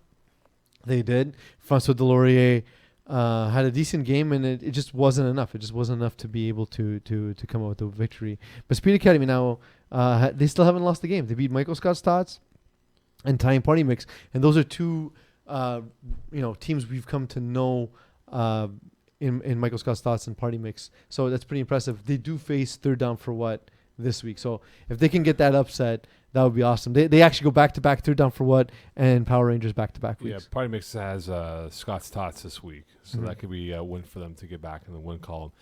Co-Ed 2, when we look at that quickly here, Eagle, as we line up that division right now, as we buy time for ourselves. When we buy time, that means we're trying to work our way through the obstacles of the uploading here, and now we have it up ready to go. So far, after 2 weeks of play, we have 3 teams at 2-0. Kiss My End Zone, It's a Match, and Athlete Squad at 2-0. So It's a Match is, again, it's a team we expected to be at the top of the rankings. They are. Alexis Labonte, he played well. He protected the ball. He scored 5 times. A lot of times it's going to get you the win, and that's exactly what they did. Although almost all the scoring coming in the first half. Just an absolute onslaught to start the game. this team is well built. Going up against A-Town, I'm curious to see how A-Town develops over the season. I want to see how good they look with a few games under their belt. Are you surprised Yin and Yang are in the second division of co-ed, not the first division, because they did win spring season last year? Somewhat, Eagle, how does that work with the separation of divisions in co-ed? I believe you register, and then I think that's it, actually. To be honest with you, I'm not entirely sure. Because Yin and Yang won co-ed last year in spring Co-ed season. 2. Co-ed 2. So Co-ed shouldn't they have moved up to co-ed 1? We don't Not know. necessarily. I mean, if you fit the quarterback cap and you fit the roster cap, that should be it. And it's just like it's a plethora of weapons that Justin Weir has, like Matthew Peacock, Kay Allen, Beckles, Olivia Sumani.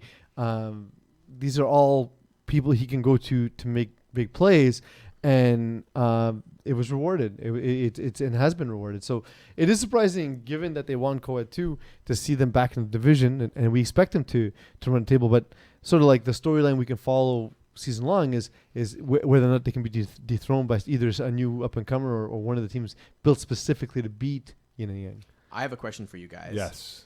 Yin and Yang, they got Jays next week.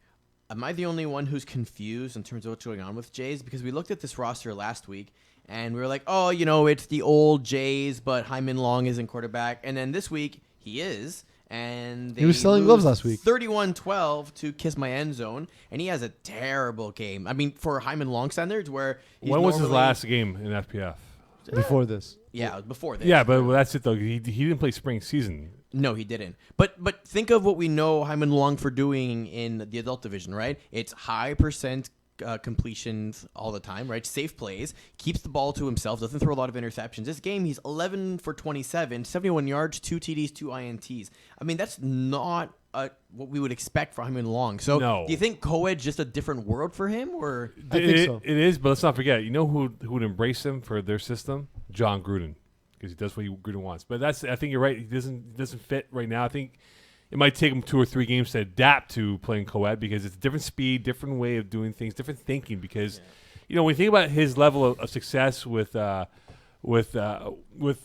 Jays and Green Lantern, they've played some high intense stakes of football in finals in years past. So I think for him, maybe it's just reading the play and letting it develop a little bit more longer than throwing it quicker than he anticipates. But I think Hyman Long will be fine in this division once he gets more acclimatized to the whole level of speed and how it's played out in co-ed too. I also will give him benefit of the doubt. I mean, if it's your first game back after a while and you're playing Joshua Vasquez, Alexandre Blais, Alexis Dubois, Abigail Cockerton, like these are good players too. So it's not like, it's like, oh yeah, it'll be an easy walk in the park. Like that's a hard defense to go up against potentially. Yeah, speaking to Alexis Dubois about his team, he's fairly confident with the roster he's put together. I mean, It's a good team. It's a solid team, and they were quite happy. I think they had played Yin and Yang, I believe. I Kissed My End Zone. They did, and they won. And they won, and he was saying we're really happy because there's a lot of former teammates of a very popular man on that team, Gino DeFazio, that they were very happy to get the victory over. So I think Kiss My End Zone, they could perhaps go on a run now and perhaps be 5-0 or 4-0 by the time we hit the Super Bowl break in 2 weeks' time from now. Absolutely. Okay. Do we want to look at the women's division? We No do. games played, but this is going to be the first week effectively ever in FPF. All right, this is what we're going to do. Can you go to the women's page for us, please? Yes, Eagle, it's thank you very much. All right, we're going to pick one team each. Eagle, can you tell us a bit of the history, though, of the women's division, how they came to be in FPF and so on? Well, just as a general type of conversation around it. So it's been something we've been looking to do for the longest time. We've always wanted to have a women's only division, but it's always been a question of demand. So are we really going to be able to staff a full division of women teams? So we've had 1 or 2 teams that are like, oh, we're interested, but you can't obviously do a full division of 2 people. So co-ed was kind of our venture down the route to get there. It's gotten a lot of popularity. Now we have 2 co-ed divisions. That's remarkable. And then as well, the growth of women's football in Montreal or surrounding areas. I mean, there's been other leagues or opportunities that have been, available for it. So we've decided to kind of venture into that, try and gauge some more interest. We've worked with some people in the community as well to try and bring in teams, and we got 6 teams that are registered for this division. So we don't really know exactly what to expect. We know there's some really awesome teams that are playing, tournament level, and others maybe more, friend groups and everything. But we're gonna see what happens in this first season. All right, so we're all gonna pick a team, and that'll be a team that we will support through the course of the season. Done. I got mine. Philadelphia is my team. Huntsick girls for me. Okay. I work in Huntsick. Girls. Give me Huntsick girls. Philadelphia is my team. You have Huntsick girls. I listen. I work in Huntsick. I know how tough a Huntsick can be. Give me Huntsick girls. My office headquarters is officially in Austin, so I'm going with Team Texas. Yes. So Team Texas, right? So. Mo, you want to take a look at your roster? Yeah, hold on here. Can you go to the roster, please? Oh, that's a good roster, That's actually. a phenomenal roster, man. I've really hit off well on that one. All right. Yes, sir. Here we go. So let's talk a little bit about this team since we have it up. Vanessa Berry won the first co-ed title, right? With did. With the infamous Ray Star Wars broadcast call. Tara? Which team is this? Sorry. Totally okay. Yeah. And honestly, the thing is, we have if I could take a moment, gentlemen, we have a show run by we're 3 dudes, right? If we can get guests from this division, that would be awesome. Your voices here are super important. Being able to talk FPF from a female's perspective and about this new division from your own perspective would be absolutely awesome. Hearing your stories and what took you to flag football, I love that kind of stuff. To me, that's more interesting than anything that these two idiots can do. Talk about, you know. yes. So Exactly. definitely, if you're at all interested, reach out to me, reach out to Mo, reach out to Simone, reach out to Eagle, reach out to Terry. We have a giant staff for what we do. We're so overstaffed, and most of it is just because I can't be trusted. Yeah, we try to bubble wrap Peeze when it comes to broadcasting. The scheduled games will be all at Stade de Montréal, or is it going to be spread out at Eagle? Good question. I'm also going to take a look at Peaze's roster for the Hunter Oh, girls. it's for Stade de Montréal. I think these are... No, there's a few returning people. Jade Baron and Alexandrine Trottier have played You before. guys aren't Okay. touching my Brand team, new. man. You guys aren't touching my team. That's all Stade de Montréal, and I'll take a look at Team Texas as well. Team Texas. Who we got from Team Texas? Oh, this is not bad. Sarah Parker's on this team. That's good. Marie-Lou Bellan's on this team. Yeah. You know what, Mo? I think me and you, we're in a Neck good and spot. neck. Guys, We're just neck and because neck. just because the unknown quantities, I'm telling you, I spent too much time in a Huntsick. I'm winning this one. Do we want to take a look? Okay, so let's take a look at District, just again, so we can take a look at Are the we roster. are we betting? So The loser of the three of us has to buy. Done. Constance Millar's on this roster. Yeah, because the whole. Correct me if I'm wrong. The women's final will be Roadshow weekend, right? April Yes, 4th it and will. 5th. Okay, so are we doing regular season, or are we saying who's going to win the championship? regular season, the lowest record of the 3 has to pay the bill at Dunn's after the road show. Done. For the winner. Oh Done. man, that's gonna be wild. Done. All right, so that's And the it will be a District. cheat day for me, Mo, so you're going to have to pay up. For rookies, Hold this on is here. literally a team of rookies. Mo, do you recognize any of these names from any leagues by any chance? Oh hells no, I don't. You could have been a little bit more nice about it. I was but trying to okay. be more transparent, but that's how I can go with. Spartiat only has one person on the roster right now, so we will find out what their roster looks Thank like. God. No, That could thank mean you. anything. This could be a great team potentially. So yeah, that's what we know. So this is gonna be the first hold on week. here. Let's just clarify one thing. So let's say we have a 3-way tie. Let's say our teams go 6-4, 6-4, 6-4. Then we use playoff. Can we just tie break using our usual tie breaks? What point differential? Points for? Like, are we using that? Or are we? Or do we go like playoff standings where the last team standing is the Standing winner, the wins. first one eliminated Is paying for? Well, is paid. let's Well, say hold on, say- if that happens, we resolve it at that point. Hold on, Otherwise, it let's should be say- based tiebreakers. Let's say all 3 teams get bounced in the first round. So we're going by At that hour. point, we use the FPF tiebreakers. Okay, so FPF tiebreaker. I think we have enough stipulations in here. Okay, so we have our teams picked, and we have Duns on the line. Can't wait. Anything last words here, boys, before we wrap it up?